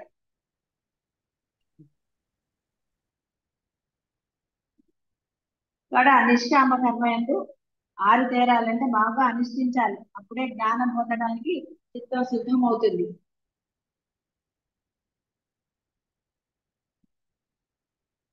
కాబట్టి జ్ఞానం కూడా ఎక్కడి నుంచో రాదు, విని ఆచరణ పెట్టడం వల్ల స్వయంగా తాను పొందుతాడు. జ్ఞానం అనేది స్వయమైన అనుభూతితో పొందవలసిందే తప్ప కేవలం విన్నంత మాత్రాన కలగదు. వాడికి తెలుస్తుంది అంతే. తెలవటం వల్ల ఏమి ఉపయోగం అండి? ఏమీ ఉపయోగం లేదు. అన్నం తిన్నంత మాత్రం బ్రహ్మాండంగా ఉందంటే వండటం వచ్చేనే వాడికి, వండటం కూడా తెలియాలి. తెలిస్తే కదా వాడు వంట చేయగలుగుతాడు, లేకపోతే వాడేం చేస్తాడు? ఏమీ చేయలేదు. బాగుంది అంటనే. కాబట్టి జ్ఞానం అద్భుతంగా ఉందండి, ఆనందం లభిస్తుంది కానీ డైలాగులు కొట్టినంత మాత్రాన నువ్వు ఆనందంగా ఉండలేదు. నువ్వు ఆచరణలో పెట్టి తీరాలి. తన హృదయం అందే జ్ఞానము వ్యక్తమగును గాని అన్యత్ర కాదు. అది ఇంకొకడు అనుభవించి వస్తువు కాదు, తనకు తానే అనుభవించాల్సింది అంతే తప్ప ఎక్కడి నుంచో వస్తుంది, పుస్తకాల్లో దొరుకుతుంది, పర్వాలేదండి బోర్డు పుస్తకాలు ఆల్రెడీ కొనేసాను, రిటైర్ అయ్యాక కూర్చుని చదువుతాను, ఆచరణలో పెడతాను అంటే నువ్వు రిటైర్ అయ్యే వరకు ఒకటి నీ ఆయుష్ ఉంటుందో లేదో నీకు తెలియదు, రెండోది అప్పుడు కూడా తీరిగ్గా ఉంటావని నీకు కళ వచ్చిందా? నీ ఎవరైనా చెప్తారా? అది తెలియదు. అసలు అప్పుడు శరీరం సహకరిస్తుందని నువ్వు చెప్పగలవా? అది నీకు తెలియదు. ఏది తెలియనప్పుడు ఎప్పుడైతే జ్ఞానం యొక్క లేఖ మాత్రమైన నీకు బోధ జరిగి తెలిసిందో ఉన్నది ఇదేరా, ఇది తప్ప అన్యం లేదు, ఇదే పరమశ్రేష్టమైనది, నువ్వు పొంది తీరాలి. దేహం ఉన్నప్పుడే, లేదా ఈ జన్మ వృధా అవుతుందని తెలిసినప్పుడే ఎవరైనా ప్రయత్నం చేస్తున్నాడా? చెప్ప కదా, ఆఫర్ ఉన్నప్పుడు కదండి వెళ్ళాలి. ఆఫర్లు అయిపోయాక ఏముంటుంది వెళ్ళాము. అలాగే ఆఫర్ నీకు ఇచ్చాడు పరమాత్మ. నీ యొక్క, ఎందుకంటే ఎక్స్పైరీ డేట్ నీకు తెలియదు. ఇక్కడ బయట ఆఫర్లు వాడు పెడతాను పలానా రోజు వెళ్తుంది, కానీ నీ యొక్క ఎక్స్పైరీ డేట్ నీకు తెలియనప్పుడు ఆఫర్ ఎప్పుడు ఇచ్చాడో అప్పుడు దాన్ని వాడుకోవాలి. అనాన్ని ఎప్పుడైతే నీకు ఆయన రుచి చూపించాడో ఆ అద్భుతాన్ని నువ్వు స్వయంగా అనుభూతి పొందాలి. స్వయంగా అనుభూతి పొందాలంటే ఆసక్తంగా పెట్టి తీరవలసిందే. కానీ నీ అందే ఆత్మ ఉదయించాలి, అనుభవం కలగాలి. కాబట్టి ఎప్పుడైతే నీవు ఆ యొక్క నిశ్చిత బుద్ధ కలిగి కృత నిశ్చయుడవై ఆచరణ సాధన రెండు చేస్తావో అప్పుడు తప్పకుండా నేను ఆ జ్ఞానం ఉదయిస్తుంది, మోక్షము అప్పుడే సిద్ధిస్తుంది. మోక్షమునకు కాల నియమం లేదు. చిత్తము ఎప్పుడు పరిపక్వమగునో అప్పుడే అది లభిస్తుంది. వారి వారి సాధనల యొక్క తీవ్రతను బట్టి కొందరికి శీఘ్రంగా లభిస్తుంది. కాబట్టి వారి యొక్క సాధన తీవ్రతలను బట్టి, అందుకే ముందే కఠోర నియమాలు అవన్నీ అన్నారు. ఏ నియమ నిబంధనలు బాహ్యంలో వాటిని పెట్టుకుంటారు తప్ప అసలైన వాటిని పెట్టుకుంటారా? అవసరం లేని వాటిల్లో చాకత్యాలు, వాటిల్లో సమయం వృధా చేస్తారు, పక్క వాళ్ళు తింటారు, నానా ఇబ్బందులు ఇళ్లలో. దేవుడి పూజ అయినా ఒక వ్రతమో నోము అయినా ప్రశాంతంగా చేస్తారా? చేస్తే కదండి వ్రత ఫలితం లభిస్తుంది. ఆ వ్రతాలు కానీ నోములు కానీ ఇంకోటి కానీ ఇంట్లో వాళ్ళని అందరినీ విసిగించి వాళ్ళని ఇది చేసిస్తే అది చేస్తే అప్పుడు ఏం కుదరదు. మీరు ఇన్ని చేశారు, మీరు ఏమైనా ప్రశాంతంగా కూర్చుని ఒక నోము చేయగలుగుతారా, ఒక వ్రతం చేసుకోగలిగారు? మనసు సరిగ్గా లేనప్పుడు ఎక్కడ కుదురుతుంది?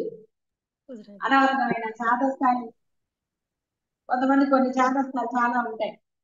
ఇప్పుడు అదేదో చీపురు ఎక్కడ పెడితే మీకు తిండి కింద ఇవి పెట్టుకుంటే డబ్బులు వస్తాయి, అవి పెట్టుకుంటాయి. ఏంటది? తిండి కింద పెట్టుకోగానే డబ్బులు వచ్చేస్తాయా?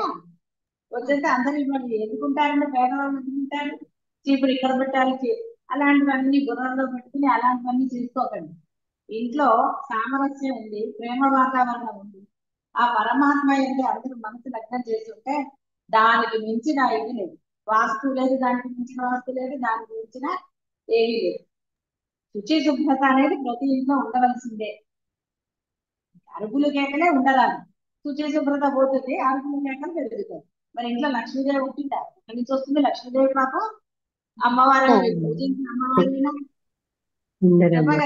దేవుళ్ళని కూడా బొట్లు కాస్త వాళ్ళ కళ్ళు ముక్కులు కనపడేటట్టుగా పెట్టుకోవాలి. అంతేగాని ఆహా మనం పెట్టచ్చు కదా అని పెడితే వాళ్ళ కళ్ళే కనపడదు, కళ్ళు కనపడదు, వాళ్ళు మిమ్మల్ని వాళ్ళు ప్రశ్నిస్తారు. ఎందుకంటే పటంలో ఉన్నాడని కూడా మీ భావన, అవును. అందుకే కదా పెట్టేస్తారు. ఒక ముట్టు పెడితే అమ్మ కూర్చుందా? పెట్టండి, చేతులకి కాళ్ళకి కొట్టానట్లేదు, కానీ నీట్గా శుభ్రంగా. కానీ దేవుడు గది ప్రతి గది శుచి శుభ్రతతో ఉండవలసిందే. అలా ఉండి చక్కగా అందరూ సామరస్యంగా ఉంటే ఇంట్లో అనవసరమైన వీళ్ళ మీద వాళ్ళ మీద ఇంట్లో చెప్పుకోకుండా ఉంటే, ఎవరి మీద ఏది చెప్పుకోకుండా ఉంటే ఆ ఇల్లు దేవాలయమే ఉంటుంది. అంతేగాని లేచింది మొదలు వీళ్ళని తింటా వాళ్ళని తింటా ఇంకోటి ఏదో చేసుకుని ఇల్లంతా గలీజ్గా పెట్టుకుని బయటికి రాజకార్యాలకు వెళ్ళిపోయి ఇవన్నీ చాదస్తాయి. దీంటి కింద పెడితే గుమ్మానికి కడితే, అది కడితే, ఇది కడితే, గుమ్మానికి ఏంటో మేము కట్టాలి, కడితే దుష్టి శక్తులు ఇంట్లో రండి. ఏంటది? ఏమన్నా అర్థం ఉందా? అవన్నీ అలాంటివన్నీ కూడా మూఢనమ్మకాలు కాదు, మూర్ఖత్వం. నువ్వు ముందు ఇల్లు శుచిగా ఉంచు, శుభ్రంగా నువ్వుండు, ఇంట్లో చక్కగా దీపం పెట్టు. ఇవాళ పెడితే రేపటి వరకు దీపం వెలిగేటట్టుగా ఉండని. అందరూ కూడా సామరస్యంగా ఉంటుంది. ఇంట్లో ఉన్న వాళ్ళందరూ కూడా ప్రేమపూర్వకంగా మాట్లాడుకోండి.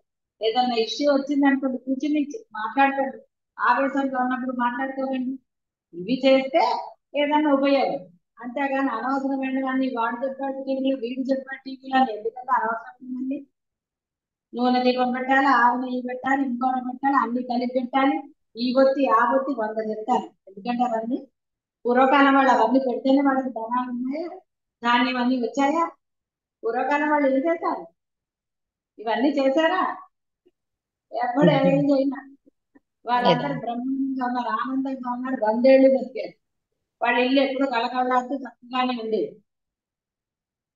మరి ఎందుకండి ఇలాంటి మూర్ఖత్వాలు? ముందు మనసు సిద్ధంగా ఉంటే అన్ని బాగుంటుంది. మనం ఉండే పరిసరం కూడా చక్కగా శుచిగా శుభ్రంగా ఉండి తీరాలి, ఇందులో ఆప్షన్ లేదు. అలా ఉంటే ఆ ఇంట్లో అందరి దేవతలు ఉంటారు అక్కడే. ఎక్కడ సామరస్యం ఉంటుందో అక్కడ ఉంటారు. ఎందుకు గుడి ప్రశాంతంగా ఉంటుందంటే అక్కడ ఎవరు దెబ్బలాడుకోరు. మీ ఇంట్లో కూడా మీరు ఎవరో దెబ్బలాడుకోకుండా సామరస్యంగా పరిష్కారాలు చేసుకుంటే అనవసరమైన ద్వేషపూరిత మాటలు, కొంతమందికి చూడండి చెప్పండి కదా, కొన్ని అపభ్రంశ మాటలు మాట్లాడుతూ ఉంటారు ఒక అలవాటుగా జోక్గా. అది కూడా చాలా దోషం. ఎందుకు అలాంటి మాటలు ఎందుకు మాట్లాడాలి?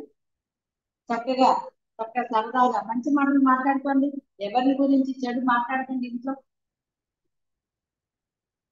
అప్పుడు ఆ ఇల్లు చాలా ప్రశాంతంగా ఉంటుంది. ఎందుకంటే మీరు చెడు మాట్లాడకపోతే మీ పిల్లలకు కూడా అది రావు కాబట్టి వాళ్ళు కూడా మాట్లాడారు. అలా ఉండాలి. అది ఇల్లు ఉండవలసిన పద్ధతి. అప్పుడు ఆ ఇల్లు బ్రహ్మాండంగా ఆనందంగా ఆనంద నిలయం అని గుర్తొచ్చు.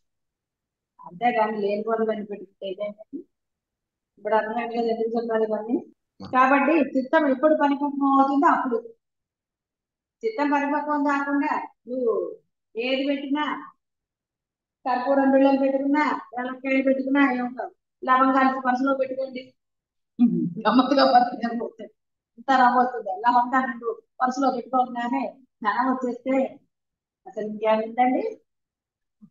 ఇవి దానికి మంచిది. మనసు శుద్ధంగా ఉండాలి, నీలో ధర్మం ఉండాలి, నీ మాట ప్రేమగా ఉండాలి. మనస వాచ కర్మణ. అప్పుడు డబ్బు నీకు అవసరానికి వస్తుంది. నేనే కోట్లు వస్తాయని చెప్పట్లేదు, నీ అవసరాలకి నీకు చక్కగా అందుతుంది. నువ్వు ఆనందంగా ఉంటావు కదా, ఇంకా అంతకన్నా ఏం కావాలి? ఆనందంగా ఉంటే నీకు ఎప్పుడు డబ్బులు అవసరమో, అంటే ధనంతో నీకు అసలు ఏది అవసరమో అది నీ దగ్గర. కేవలం డబ్బే కాదు, వస్తువే కాదు, మనుషులే కాదు, ఏదైనా సరే నీ మనసు శుద్ధంగా ఉండాలి. శుద్ధమైన మనసులోనే పరమాత్మ ఉంటాడని ఎన్నిసార్లు అది మామూలుగా కూడా తెలుసు మీ అందరికి. దానికి జ్ఞానం అక్కర్లా. మనసు అందుకనే ఏమన్నారు, భావనతో చేయరా పూజ అన్నారు. ఎందుకు భావన అన్నారు? మనసులో ఆయన భావన చేసి బాహ్య పూజలు అంటే మానసిక పూజ ఉత్తమమైంది అన్నారు. దేనికి అంటే వాడు ఆ కనీసం ఆ కాసేపైనా ఆ మనసులో ఆ యొక్క పరమాత్మను ప్రతిష్ఠించుకుని ఆ పూజ చేస్తే వాడి మనసు శుద్ధి తొందరగా అవుతుంది. ఇలా శాస్త్రాల్లో కూడా చాలా చెప్పబడ్డాయి, మన ఆచరణ. అందుకని ఇప్పుడు అవన్నీ చేయలేదు కాబట్టి టీవీలో రోజులో కూడా రోజుకో రకంగా చెప్తాను. ఇలా చేయండి, అలా చేయండి, ఇంకోటండి ఇంకోటండి అంటారు. తలకిందులుగా కాసేపు 5 నిమిషాలు ఉంటే బాగుంటుందని ఉంటారా? కొన్ని రోజులు కూడా అవి చెబుతారు. గుమ్మానికి ఇవి పెట్టండి, గమ్మత్తు. గుమ్మానికి ఏమిటో రాకపోతే ఏమిటో చేయాలన్నమాట. వాళ్ళు ఎవరో చేసిరారు. నన్ను మీరు అలాంటి నాకు చెప్పకండి. చెయ్యొచ్చా చేయకూడదా అని అడుగుతుంది. నేనన్నా ఇల్లందుకే అసలు మీకు లేదండి బాబు, ఆ గడపకి ఏమిటి చేస్తారు? ఆయన కావాలంటే గంటలు కడిగి చక్కగా పసుపు రాసి కాస్త బొట్లు పెట్టుకోండి, అది శుభ్రంగా అనిపిస్తుంది. అంతేగాని ఈ గడప చదివి పెట్టండి. అందువలన చిత్తం శుద్ధి కావాలి ఫస్ట్. చిత్తశుద్ధి జరిగితే అంతా ఆనందంగానే ఉంది. చిత్తంలో ఏదన్నా పెట్టుకుంటే అరుపులు కేకలతో వంట చేయకూడదు. ఇవాళ పొద్దున ఎక్కడొచ్చింది అదిగో. కాబట్టి వంట చేస్తున్నప్పుడు మీరు చక్కగా ఏ నామస్మరణ చేస్తూ, పిల్లలు ఉన్న వాళ్ళైనా సరే ఎవరైనా సరే ఇంట్లో వాళ్ళు తినాలి కదా. వంట చేసే వాళ్ళు ముఖ్యంగా అనవసరమైన విషయాలు ఆలోచిస్తూ అనవసర విషయాలు మాట్లాడుతూ వంట చేయరాదు.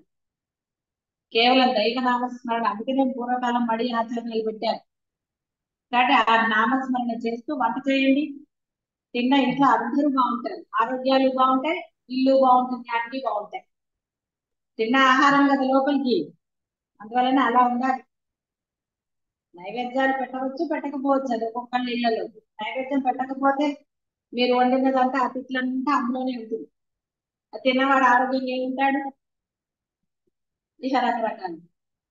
అందుకే ఎక్కడ పడితే అక్కడ తినకూడదంటే ఇగో ఇదే. ఎవడు ఎలా ఉంటాడో తెలియదు, వాడు భావం ఏంటో తెలియదు, వాడు ఏం చేసి వచ్చాడో తెలియదు, ఏ హత్య చేసి వచ్చాడో ఏం తెలుసు. హత్య మనుషులు లేకల్లా ఏదైనా చేయొచ్చు. కాబట్టి ఇలాంటివన్నీ ఉంటాయి. కాబట్టి వారి వారి ప్రయత్న అతిశయాన్ని బట్టి సర్వులకు లభిస్తుంది. కానీ ఆ యొక్క తీవ్రత లేకపోతే ఈటలో వృధా అవుతుంది. కాబట్టి తీవ్రమైన ప్రయత్నం చేసి తీరవలసిందే. ప్రయత్నంని విడవరాదు. పచ్చికాయ పండవలనన్నా కొంతకాలం ఓపిక పట్టాలి కదా. అదే విధంగా సాధన చేసి తీరాలి. అంతే తప్ప ఏమనంటే చేస్తున్నాను నాకు విఘ్నాలు వస్తున్నాయని అనవసరమైన సమర్థింపులు లేదా అంతా పీడిన కాకి మీద పెట్టినట్టుగా విఘ్నాల మీద పెడతారు. ఎందుకంటే సాధన చేయడం ఇష్టం లేకపోతే విఘ్నం ఎందుకు కనపడదండి? శుభ్రంగా కనపడుతుంది. కనపడదా? ఎందుకు కనపడుతుంది చెప్పండి. సమాచారం ఉంటాయి. అదే సాధన అంటే మనసు లగ్నమైన వాడికి ఏ విఘ్నము రానే రాదు. బాగా గుర్తుపెట్టుకోండి. నిజంగా మీకు సాధన ఏంటి తత్పరత ఉంటే విఘ్నం అసలు రమ్మన్న మీరు పిలిచినా రాదు. ఎందుకంటే మీ మనసు అక్కడ లగ్నం అయిపోయి ఉన్నది. ఇక లగ్నమైన మనసు విఘ్నం ఎలా వస్తుందంటే అన్ని దాటిపోతారు. స్పీడ్ బ్రేకర్ వచ్చిందనో లేదా పూల్ అడ్డం వచ్చిందనో ఆగిపోతారా? ప్రయాణం ఆగిపోతుందా? రోడ్డు మీద పూలు వచ్చినప్పుడు ధైర్యం పక్కన చేయకపోతాం. ధైర్యం లేనివాడు లైట్ ఆన్ చేయబడ్డారు అలా వేసి వాడు ఉంటాడు. కాసేపు కలిపోతుంది. దానికైనా కాళ్ళు తిరుగుతాం ఎంత జరుగుతుంది. కాబట్టి రకరకాలు. ఏదైనా ధైర్యం ఉన్నవాడైతేనే ముందుకెళ్తాడు. ధైర్యం లేనివాడు ఎందుకు వచ్చింది లేని వెనక్కి. కాబట్టి ధైర్యంగా ఎవరైతే సాధన చేస్తారో తప్పకుండా వాడు పొందుతారు. శిశువు జన్మించవలనన్నా తల్లి 9 నెలల ఓపిక పట్టాలి కదా. అంతేకాని 5 నెలలు ఇదైపోతుందండి ఇంత తీసేయండి నా పిల్లాన్ని అంటే 9 నెలల్లో ఓపిక పట్టవలసిందే. చెట్టు పెరిగి పంచాలి అంటే నీరు పోస్తూనే ఉంటారు కానీ ఎంత ఎన్నాళ్ళకి వస్తానండి సరే ఎప్పుడైతే అంటే ఉంటుంది ఆ చెట్టు. ఏదైనా అంతే మీకు ఆ సహనం ఉండాలి. చేసి తీరాలి. దాని ఎందు ఆ నిష్ఠ శ్రద్ధ ఉంటేనే చెట్టు సరిగ్గా పెరుగుతుంది. పిల్లవాడు సరిగ్గా బయటకు వస్తాడు. సహనము కలిగి నిశ్చల మనస్సుతో నిష్కామ కర్మయోగాది సాధనలను అవలంబించి హృదయ నైర్మల్యాన్ని సంపాదించి సాధన చేస్తే జ్ఞానము ఎక్కడికి పోతుంది? ఎందుకంటే ఉన్నదే జ్ఞానం. అక్కడ జ్ఞానం అనేది లేదు. జ్ఞానం నువ్వు మసి పూసుకున్నావు. ఆ మసి వదిలి పట్టుకుంటే ఉన్నది జ్ఞానమే. తేలిక అయిపోలేదండి. ఇంకా మరి ఇంకా అంత తేలిక అయిపోతే ముందర నుంచే బద్దకస్తులకి కష్టం ఏదైనా సరే. సహనము ఓపిక శ్రద్ధ ధైర్యం కల వాళ్ళకి ఎప్పుడు కూడా ఏది కష్టమే కాదు. అసలు ఎందుకు కష్టమైందండి? తోవేసేసారి శుభ్రంగా వదిలిపోయింది. ప్రకాశిస్తుందా లేదా ఇప్పుడు? అంతే. తొండ తోకలాగా చేస్తే తెలిసిపోలేదు. తొండ తోకని భావించుకోవడం ఎందుకు? అదేదో శుభ్రం చేసేస్తే తెలిసిపోతుంది కదా. ప్రయత్నం చేయకుండా భావించుకుంటే కాబట్టి ప్రయత్నం చేయకుండా ఏమంటే విఘ్నాలు వస్తున్నాయండి, ఫంక్షన్లు వస్తున్నాయండి, లేకపోతే ఇంకోటి ఏదో వస్తుందండి నేను అనుకుంటే అన్నాను చేద్దామని ఎంత చక్కగా గట్టిగా అనుకున్నాను కానీ దాన్ని ఏం చేస్తాను చెప్పండి అంటే అవన్నీ నిజమా? నువ్వు శ్రద్ధ లేదు అంతే. నీకు నిశ్చలంగా నువ్వు కృత నిశ్చయుడు కాలేదు. కృత నిశ్చయం అయిన వాడికి ఎప్పుడు కూడా ఏ రకమైన విఘ్నం రమ్మన్నారని నిశ్చల మనస్సుతో ఆ యొక్క సహనం కలిగి నిష్కామ కర్మ చేస్తూ ఉంటే కనుక హృదయ వైఫల్యం పొందుతారు. జ్ఞానం చక్కగా. కానీ దీనికోసమే మనసా వాచా కర్మల అద్వైతాన్ని ఆచరించండి దైనందిన జీవితంలోనే చెప్పబడింది. నిష్కామ కర్మ అన్న అద్వైతం అన్న ధర్మం అన్న ఒకటే. శ్రద్ధావాన్ లభతే జ్ఞానం. గురువు ఎందు శాస్త్ర వాక్యములను శ్రద్ధ గలవాడు. ఇక్కడ శాస్త్రం అంటే మళ్ళీ వేరేది అనుకోండి, వేదమే అనుకోండి. మళ్ళీ శాస్త్రం అంటే మామూలు శాస్త్రాలు మీకు వేరేవి కూడా చెప్పబడ్డాయి. అంటే జీవుడి కోసం కాబట్టి ఇక్కడ కృష్ణ పరమాత్మ శాస్త్రం చెప్పాడు. ఇప్పుడు మీరు జీవులు కాదు కదా, కాస్త జ్ఞానులు అనుకుంటున్నారు కదా. అంటే జ్ఞానం తెలియదు కాబట్టి అన్నాను. జ్ఞానులు అంటే మీరు పూర్ణత్వం సిద్ధించిన వాళ్ళని కాదు నా అర్థం. జ్ఞానులు అంటే అద్వైతం తెలిసిన వాళ్ళని మాత్రమే. ఆచరణలో పెట్టిన వాళ్ళు పూర్ణ జ్ఞానం. ఇంకా ఆచరణ పూర్తి అవ్వలేదు కదా. అందువల్ల కేవలం జ్ఞానం లేదు, అంటే తెలుసు మీకు అద్వైతం. వాళ్ళకి వేదమే, మళ్ళీ శాస్త్రాన్ని తీసుకోవడానికి లేదు. కాబట్టి గురువుల్ని వేదాలు శ్రద్ధ గలవాడు, ఆధ్యాత్మిక సాధనలందు తదేక నిష్ఠతో కూడిన వాడు, ఇంద్రియములను లెక్కగా ధరించిన వాళ్ళంతా ఇంద్రియముల గురించి కూడా పొద్దున చెప్తున్నాం కదా, ఇంకా మళ్ళీ చెప్పను. మనుషుడు జ్ఞానాన్ని వెంటనే పొందుతాడు. వాడికి పెద్ద సమయం పట్టదు. దేనికి ఇంకా సమయం? హాయిగా వాడికి నమ్మకం ఉన్నది. ఏది విన్నాడో అది ఆచరణలో పెడుతున్నాడు. అక్కడ పెట్టడానికి ఇన్ని వింటము, ఇంత పెట్టటము, ఇన్ని పెట్టటం అంటే ఏది లేదు. కేవలము మనసావాచ కర్మణ ఆ యొక్క అద్వైత ధర్మం పెట్టడం, సాధన చేయటం, అంతే కదా. రెండు ఒకటే అవుతాయి అసలు. ఇక రెండుగా చెప్తాం అంతే తప్ప రెండుగా లేవు. ఉన్నదే ఒకటి, సాధనే ఉన్నది. ధర్మం ఆచరణ కూడా సాధనే. నామస్మరణ అనేది సాధనే, ఆచరణ సాధనే. నామాన్ని కూడా ఆచరణ అంటే చెప్పడం కూడా ఆచరణే కదా. అది కాకపోతే గృహస్థులుగా ఉన్నారు కాబట్టి రెండుగా చెప్పడం. ఎంతో మందితో లేచినప్పటి నుంచి ఎన్నో వ్యవహారాలు ఉంటాయి కాబట్టి ఆ ధర్మ ఆచరణ అది చెప్పబడింది. 3 గుణాలు కలిగి ఉండాలి. జ్ఞానం తొందరగా కావాలంటే శ్రద్ధ, తదేక నిష్ఠ, ఇంద్రియ నిగ్రహం. ఏం లే, ఆయన మాట మార్చి చెప్పాడు. ఇంకా ముందర చెప్పలేదు కఠోర నియమాలు పెట్టుకోవాలి అని ఇవని, దాన్ని ఇంకొంచెం మార్చి చెప్పాడు. కాబట్టి ఏమంటే అది ఉంది ఇది ఉంది ఎన్ని పెట్టుకుంటామంటే అని మీరే భయపడాల్సిన అవసరమే లేదు. ఆల్రెడీ కొంత సాధన చేస్తూనే ఉన్నారు కదా. కొంత సాధన చేస్తున్న వాడికి భయం కలగదు. అసలు సాధన చేయని వాడికి ఇదేంటంటే అప్పుడు అలా చెప్పారు ఇలా చెప్పారు వినని వాళ్ళకి ఏగోడవు. అప్పుడప్పుడు వినేవాళ్ళకి కూడా బాగలేదు. ఎందుకంటే అప్పుడు ఏం చెప్పారో తెలియదు, ఇప్పుడు ఇది చెప్తున్నారు, పర్వాలేదు, చెప్పినా నష్టమే లేదు కదా. అలా ఉంది. ఏ కార్యం అందైనను శ్రద్ధ అధికంగా ఉన్నప్పుడే సత్ఫలితములు చేకూరుతాయి. గురువు నందు గాని, దైవం నందు గాని, శాస్త్రం నందు గాని జీవులకు ఎంతెంత శ్రద్ధ అధికంగా ఉంటుందో అంతంత ఉత్తమ ఫలములను అతడు పొందుతాడు. ఇది మేలు చేస్తుంది నాకు అన్న అచంచల విశ్వాసంతో సాధన ఎందు ఉపక్రమించవలననే కానీ సిద్ధించునో లేదో, మేలు కలుగుతుందో లేదో, ఇవన్నీ ముందర వచ్చాయి కదండి అని సందిగ్ధత ఉండరాదు. కాబట్టి తత్పరత కలిగి ఉండాలి. తదేక నిష్ఠ, పట్టుదలతో, ఏకాగ్రతతో, తదేక చింతనతో జ్ఞానాన్ని సాధించాలి. శరీరము, వాక్కు, మనస్సు అను త్రికరణములు అకార్యం అందే సంలగ్నము కావాలి. ఇక్కడ ఇది కూడా మనసా వాచ కర్మణ. శరీరం అంటే శరీరంలోనే కదా అవయవాలు ఉన్నాయి. ఆచరణ చేసేది దేశంతో కదా. అంటే ఇక్కడ ఏం కొత్తగా చెప్పలేదు. మన ఫస్ట్ మనస్సు అని చెప్పాడు కదా, మనసా వాచ కర్మణ అన్నాడు. నేనేమో కర్మణ ఇలా చెప్పాడు. ఏం చెప్పినా అదే. అంటే ఏమండి ఇది కొత్తగా ఉందండి, మీరు ఇది చెప్పలేదు అనుకుంటాను. ఏదైనా ఏ గురువులు చెప్పినా అదే చెప్తారు, సత్యాన్ని బోధిస్తారు, వేరేగా బోధించరు. కాబట్టి అవి 3 కూడా ఆ త్రికరణాలు ఆ కార్యములందే సంలగ్నములు కావాలి. జ్ఞానం అందే, అద్వైతం అందే ఉండాలి, ధర్మమే ఆచరించాలి. ఇతర కార్యములను తగ్గించుకుని, కష్టమైపోయిందండి ఇతర కార్యాలను తగ్గించుకోవాలి. ఇతర కార్యాలను తగ్గించుకొని ఈ జ్ఞాన ప్రాప్తి రూప ఏకైక కార్యమందే చిత్తాన్ని కేంద్రీకరించాలి. చిత్తం యొక్క శక్తులన్నీ చిన్నాభిన్నములు కాక ఒకే వస్తువులందు ప్రసరించినచో అతడి అఖండ శక్తి ప్రాదుర్భవింప లక్ష్యములకు అది కరతలాబలము అవుతుంది. కావున మనసును దృశ్య విషయంలో నుండి మరల్చి పరమాత్మ విచారణ వైపునకు తిప్పి తదేక నిష్ఠతో దానిని సాధించాలి. అప్పుడే జ్ఞానం శీఘ్రంగా సిద్ధిస్తుంది. ఇవన్నీ మొదటి నుంచి చెప్పినవే, ఏది కొత్తగా చెప్పలేదు కదా. శుభం భూయాలి.